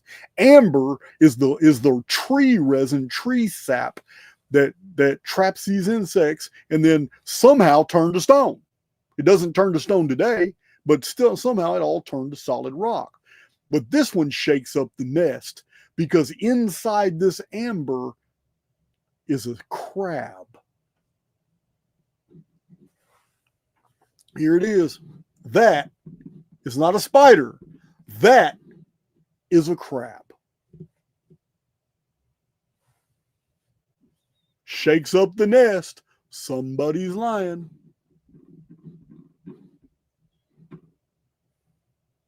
And our paternity test shows that you are not the father. Look at the size of that mammal. That's the skull of the giant mammal I showed you at the very beginning. The one with the human was standing there and he's real small. Well, that first mammal, that's the size of the skull of that mammal. That's a fossil mammal. So basically, what the scientific community did was the pre-flood world was full of giant lizards, reptiles, amphibians, and avians. It was all equally full of giant mammals. But what they did is cherry pick and chose all these gigantic reptiles and amphibians and avian skeletons, and they created a falsified version of our world saying it happened millions of years ago when it was just a few thousand years ago. Oh, but Jason, man, it had to have been a lot longer than that. Au contraire. You need to watch my 2 videos where I show that humans and dinosaurs walk side by side, and it was real recent. Real recent. You need to watch my Dark Ages videos, because the Dark Ages, we were living just like that TV show showed, the land of the lost. Better wake up, guys. Better wake up, because it's all psyop. There's truth out there, but you got to find it. But what the establishment is conveying to us is a false history, a false world, a false space. Everything is false. Every bit of it. Giant mammals have been found just as much as dinosaurs. But we're not done, because it's going to get even stranger. I got a couple more little truth bombs to drop on you concerning these dinosaurs. It's pretty interesting. So all that was to show you that the dinosaurs as portrayed by museums did not exist. Large amphibians, reptiles, and avians and marsupials and mammals did exist, and they all existed together. Now, process this, because this is the absolute truth. Dinosaur skeletons and fossils are not found deep in the earth. That's bullshit. You're not going to find any. No one dug down 600 feet and found a dinosaur skeleton. They're almost all on the surface right below the topsoil. But we have something that we have discovered to be true in Archaix that is unbelievable. In Archaix, we have documented innumerous times when human artifacts were found at 600 to 1,000 feet depth. Wells pulled up human figurines and pottery. Coal seams 1.5 miles underground pulled up silver bells and pots and jewelry and ornamentation. And 2 miles below the surface of Heavener, Oklahoma, in a coal mine. The coal miners broke through a cavern and it opened up into architecture that was made of black volcanic obsidian blocks. Over and over, the Nampa figurine that was found in a well, a boring at 600-foot depth, wooden ships with strange symbols that have been found underneath mountains, the Calaveras skull in California underneath a mountain. I'm barely scratching the surface. Human artifacts have been found at great depth all over the world, but not dinosaur skeletons. Somebody's lying.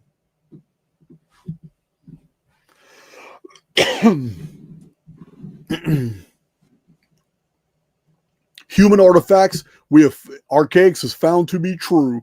Human artifacts are found at depths far deeper than any dinosaur bones. In Archaix, we have found to be true.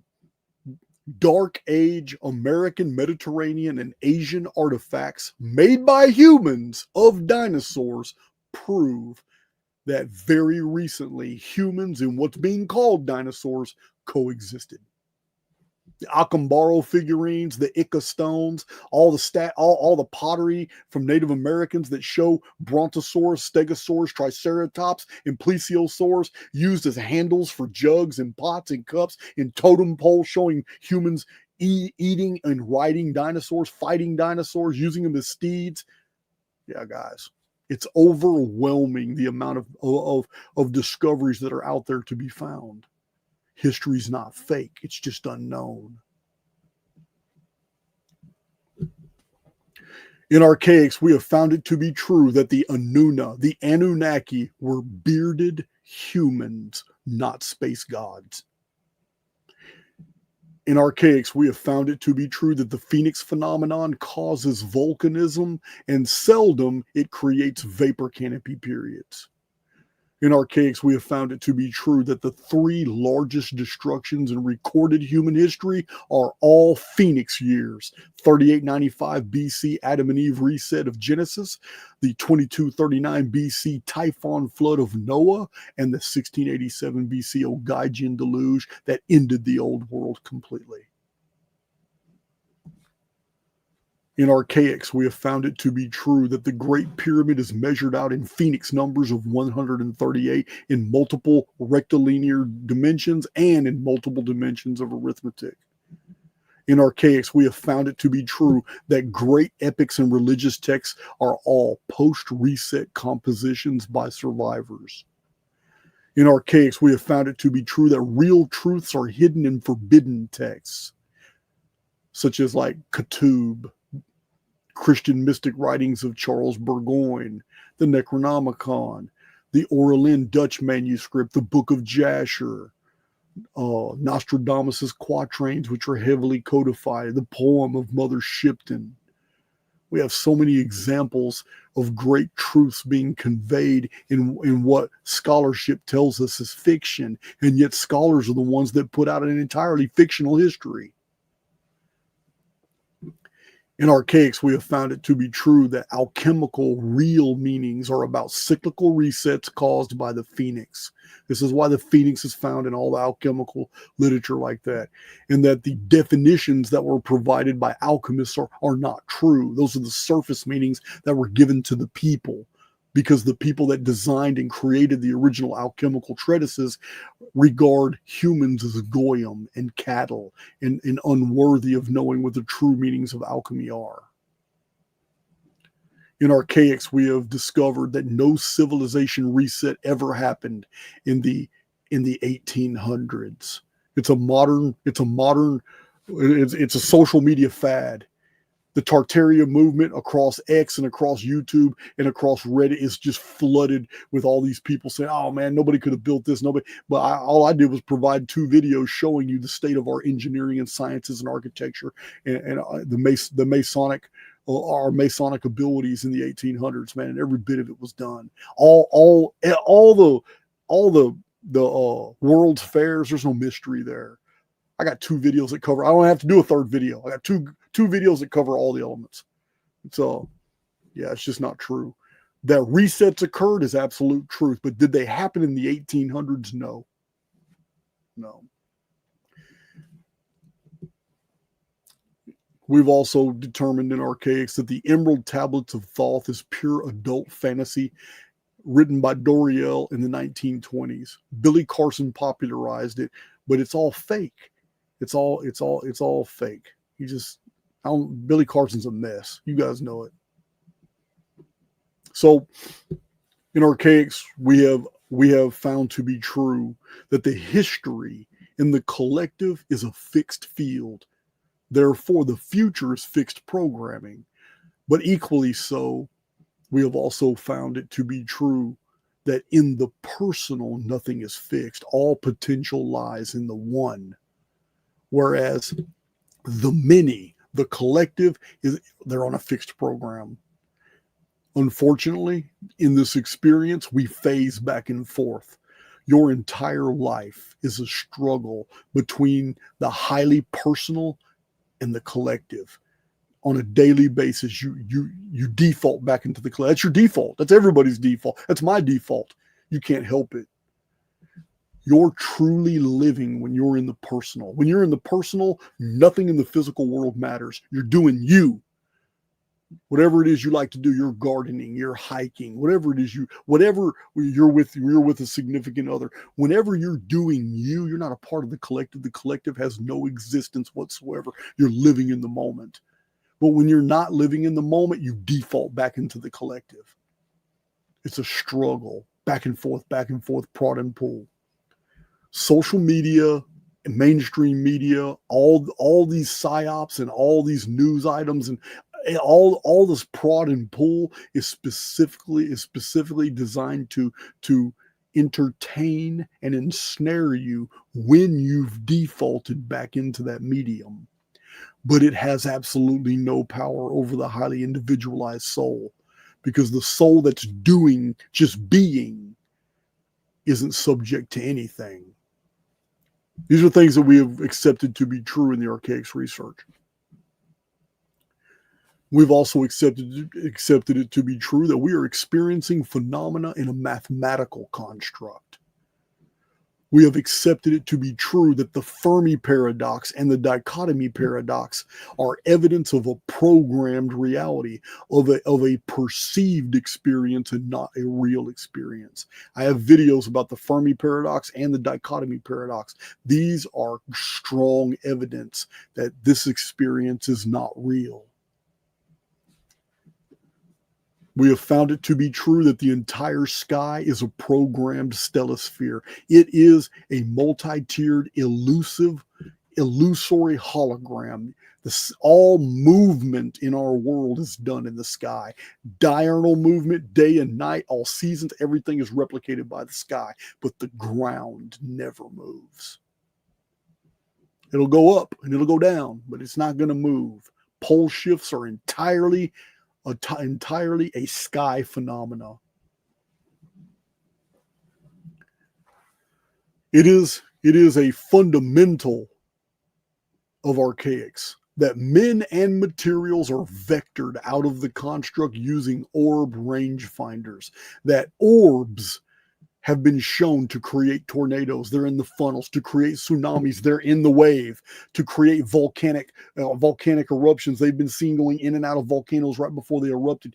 To exacerbate electrical storms. When thunderstorms are happening, orbs can appear and make even more lightning and more rainfall from the sky. They have been shown to be dimensional envelopes that can expand, and when an aircraft goes in them, they can contract, which means, as a mathematical structure, this is the invasiveness of another arithmetic. And whatever gets caught in that interference fold gets pulled right out of this mathematical construct into the stronger arithmetic. This is the Bermuda Triangle. This is the Japanese Devil's Triangle phenomenon. So this is it's called vectoring. But these orbs act as intelligent range finders. They create crop circles.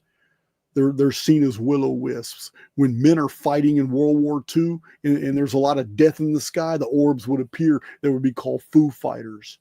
These orbs have appeared over and over. There were orbs that were photographed and filmed over LA during the worst of the LA fires. Archaix has found it to be true that artificial intelligence X, we call AI X, is set to task of making this experience more believable. It may not be a true enemy, but what it does is make this experience very, very believable. And it does that through hardship, friction, conflict. In Archaix, we have found it to be true that we are from the outside of this construct, and that presently, to enjoy this experience, we are borrowing avatars that are made from the same material as the construct itself. This is why we feel very separate from our bodies. These bodies aren't us. They're nothing but a suit of armor that we use in a world that's always attacking us. That's all they are. These belong to the construct. In Archaix, we have found it to be true that we possess an informed field that interfaces with the constructural programming. And this is why things happen the way they do. We have found it to be true that the placebo effect is proof that our informed fields can alter personal reality.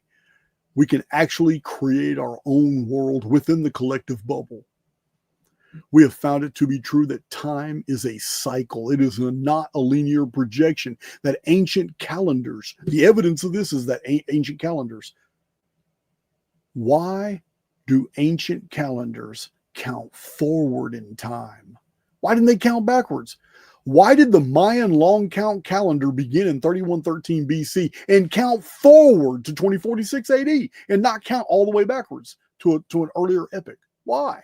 The Olmec calendar too, the Mayan Itza Temple of the Cross calendar as well. The Kali Yuga calendar counted forward. Why?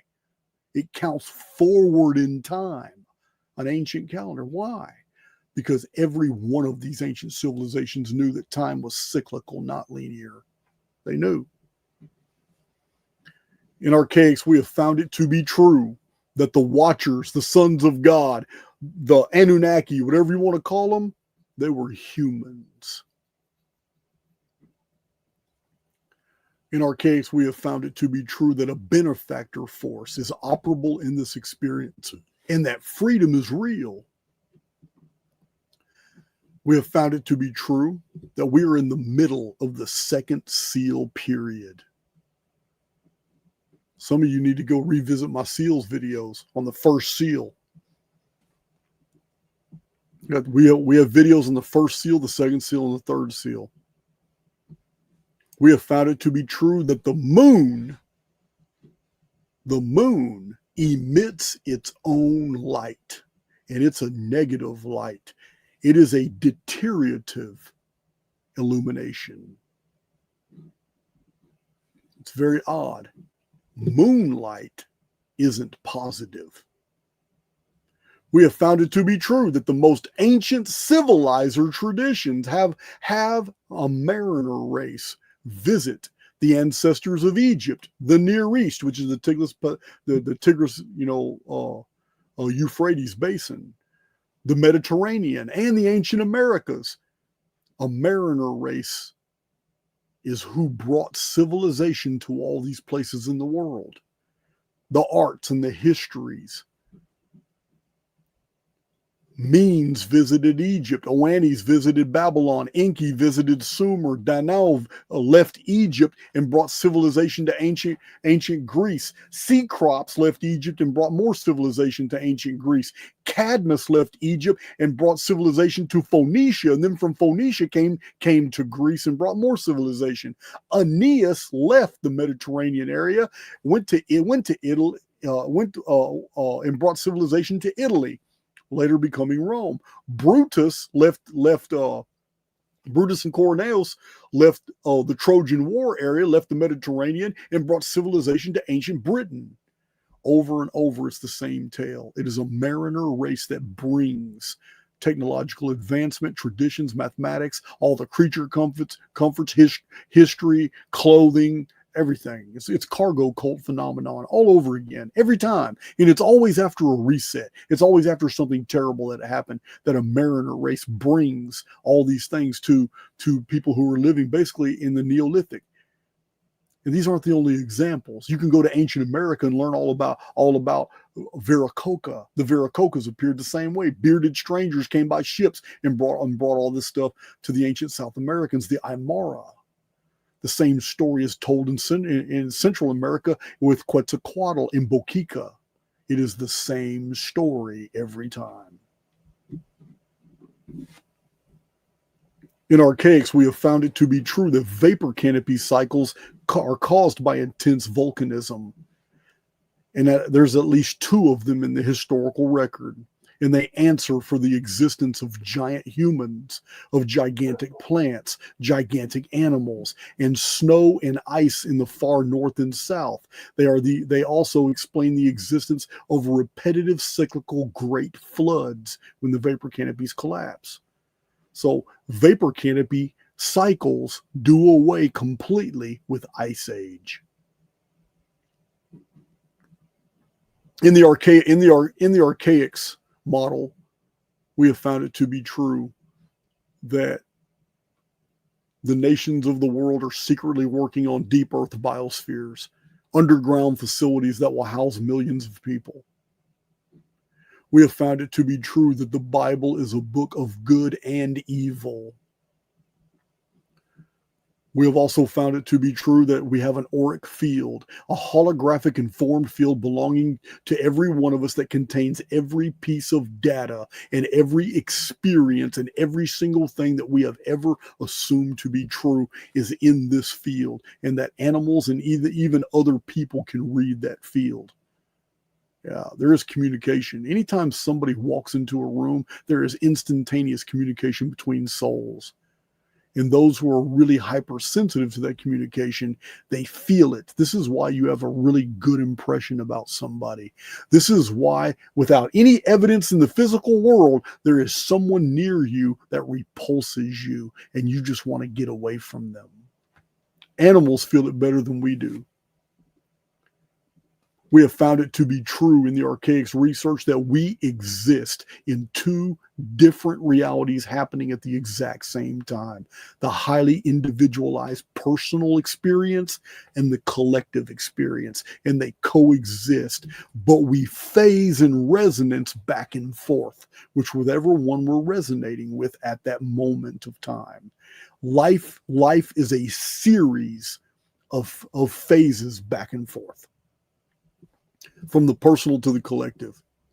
We have found it to be true that breaking pattern is the changing of a reality tunnel by intentional generation of an interference pattern that alters the trajectory of an event, and that we can do this in order to break free of dungeon programming. When we find ourselves phased into the collective programming, and we find ourselves all of a sudden kind of trapped in a paradigm, and now we've entered a feedback loop. It's self-generating, it's self-perpetuating, and now every single day we're doing the same things, talking to the same people, intaking the same stuff, experiencing the same things. Life has become monotonous. We don't know how to change. We don't know what to do. So we've learned in Archaix that breaking pattern is a 100% spontaneous. It's a spontaneous event. It is something that the soul tells you what to do, when to do it, and you just do something completely different that is a part of your routine. A routine that has become programming. A program that is watched over and governed by a control system that now has to watch you like a hawk because it has absolutely no idea why you have deviated from course. When you break pattern, you change your world.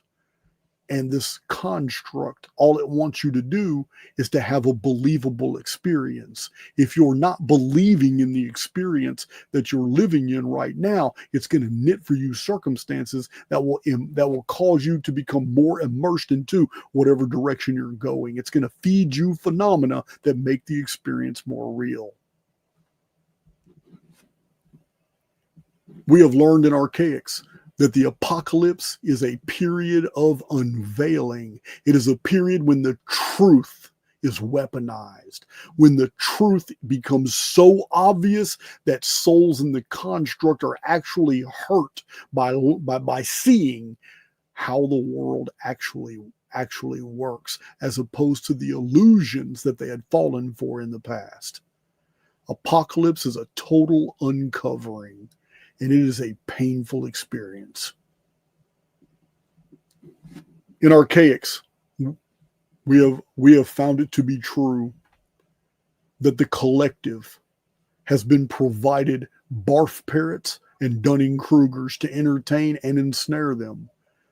We have found it to be true that there are many people who are undeserving, who have massively huge platforms, but that's all part of the program. It's all part of the program because the collective are like sheep and they need to be governed. There is no doubt about that. The only ones truly special here are those who are awakening. Everybody else is a part of background programming. And they're just going to loop back out because time is cyclical. And they're going to loop right back into this experience. It may take them 19 more passes through this timeline in order for them to finally get it, for them to be awakened as well. Barf parrots are the ones that give the Dunning-Krugers platforms. They're in position to allow more and more people in the collective to hear the message of the barf parrot. Excuse me, the Dunning-Kruger. The Dunning-Kruger is one who actually believes they are an expert on matters for which they know very little about. You guys know who the Dunning-Krugers are. You also know who the barf parrots are. In Archaix, we have gone a long way in identifying those for you. So in Archaix, we even have a challenge. We have a challenge. It's called the Archaix Challenge. No one's ever met it, but the Archaix Challenge is still out there. It's 2 different videos because nobody answered it for 3 years. I did another video on it. But the Archaix Challenge is very real. If you think history is fake, and if you think there's nothing to be discovered in old books and all that, then you have a huge hurdle to cross.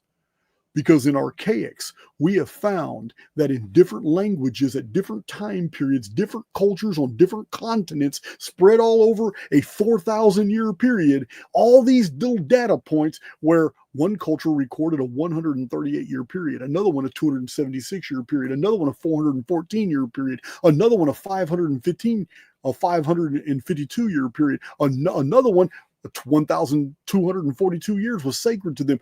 Many of them had 1,656 years was sacred to them. Others, it was 1,104 years. Some of them was 2,760 years.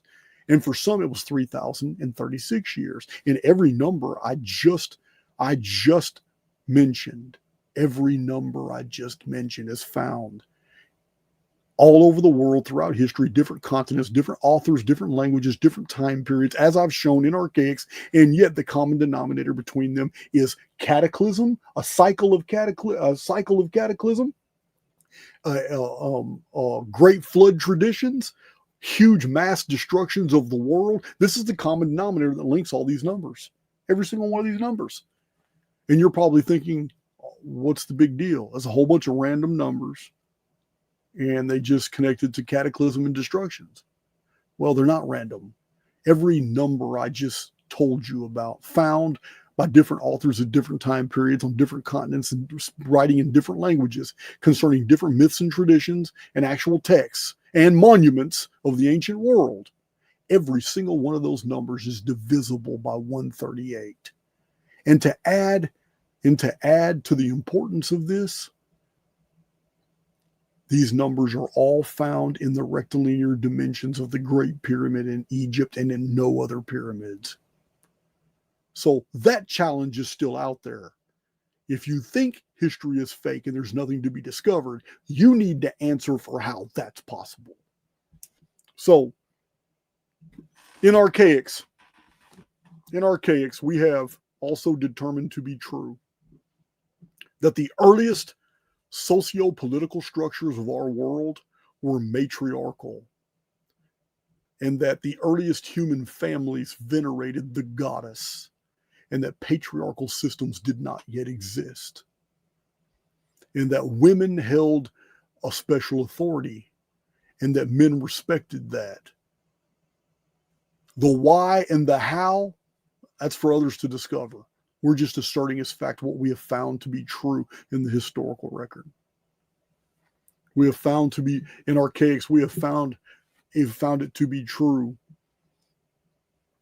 that the placebo effect is a very real phenomenon. And because it's a real phenomenon, it shows that the highly individualized soul can override all constructual programming. There is nothing in the field that cannot be rewritten by the soul who writes their own code. That's the key to this experience.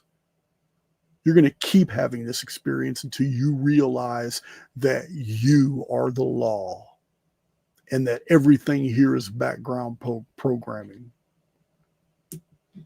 And the very final thing on our list here, Archaix has found it to be true that because of the event of the solar anomaly of 713 BC that caused the year to go from 360 to 365 days, because of that main event, because the solar zodiac wasn't even developed till centuries after that, because everything fundamentally changed in the sky after that event. Even the Egyptians refused to trust the sun any longer. This is according to Herodotus. So in Archaix, we have found it to be true that all authors of all books who have ever published anything concerning archaeoastronomy that provided us dates as to what happened before 713 BC are critically in error. They would have to be in error because time itself changed in 713 BC. Not only did the constellations of the lunar zodiac suddenly flip and become a solar zodiac with all different signs, but even the amount of days in a year changed. Everything fundamentally changed. So if you're reading any books that were published in the 60s, 70s, 80s, 90s, up till today, and they use any type of zodiacal ages like Age of Leo to date, Age of Taurus, this must have happened in Age of Taurus, they're all full of shit. Because there was no solar zodiac known to the ancients. They dated nothing by this. And anybody using any type of computational software that tries to tell you when certain things have happened in history based off the alignments of the planets and all that, everything could be right up until the 7th, 8th century BC. But when you go past the 7th and 8th century BC, it was a totally different sky. That sky moved at a totally different velocity. So archaeoastronomy prior, anything in archaeoastronomy prior to the 8th century BC is all wrong. It would have to be. It would absolutely have to be. And this completely collapses Graham Hancock, Robert Bauval, Robert Schoch, Andrew Collins, and several other writers who have all used these great imaginary zodiacal cycles of 25,920 years, which the very first time that cycle was ever mentioned in history was in Helena Blavatsky's Isis Unveiled. This is Golden Dawn era mystical material. The original researchers of and creators of the solar zodiac never mentioned a zodiacal cycle or zodiacal ages. You'll find no references in Tetrabiblos to zodiac ages at all. All of this is very, very recent invented material. And these shoddy researchers, all borrowing from each other, never once thought to research the zodiac just to see if their theories are even plausible. That's my presentation, guys. That's the fact versus fiction. That's the great lie, is that there is no truth. Well, I just showed you there's a whole bunch of truth. I started this video with a whole list of things you can never say is a lie. Every single one of those things are true. And if those are true, by extension, that means there are things to be found in this experience that are true. So I started my presentation after that introduction with a whole list of things that in Archaix we have shown to be absolutely false. Then I followed it with a list that's 3 times larger of all the things that we have found in Archaix to be absolutely true. This is a really good time to do this video. I'm going to be live with Logan of Decode Your Reality tomorrow. And then 2 days after that, we have Mark Devlin on Archaix. We're hosting Mark Devlin for the very first time. But we've got many other special guests lined up too, which is going to give me a little bit of a break. I need that break because my new channel, I've taken the Phalorn Saga videos completely off, and that channel is about to change. And that channel is going to be called The Best of Archaix. And the top 30 all-time most watched and most commented videos on Archaix are all going to be put over there. And that channel is going to be reserved for the greatest of all-time Archaix videos. We've got over 1,010 videos on this channel. So the top 30 are going to stay on this other channel. It's going to be a share channel. That's what we're doing right now. We're putting it together right now. Those videos don't have any intros, don't have any outros, and it's the original videos, but they've been edited down. A bunch of the small talk at the beginning of the videos cut out.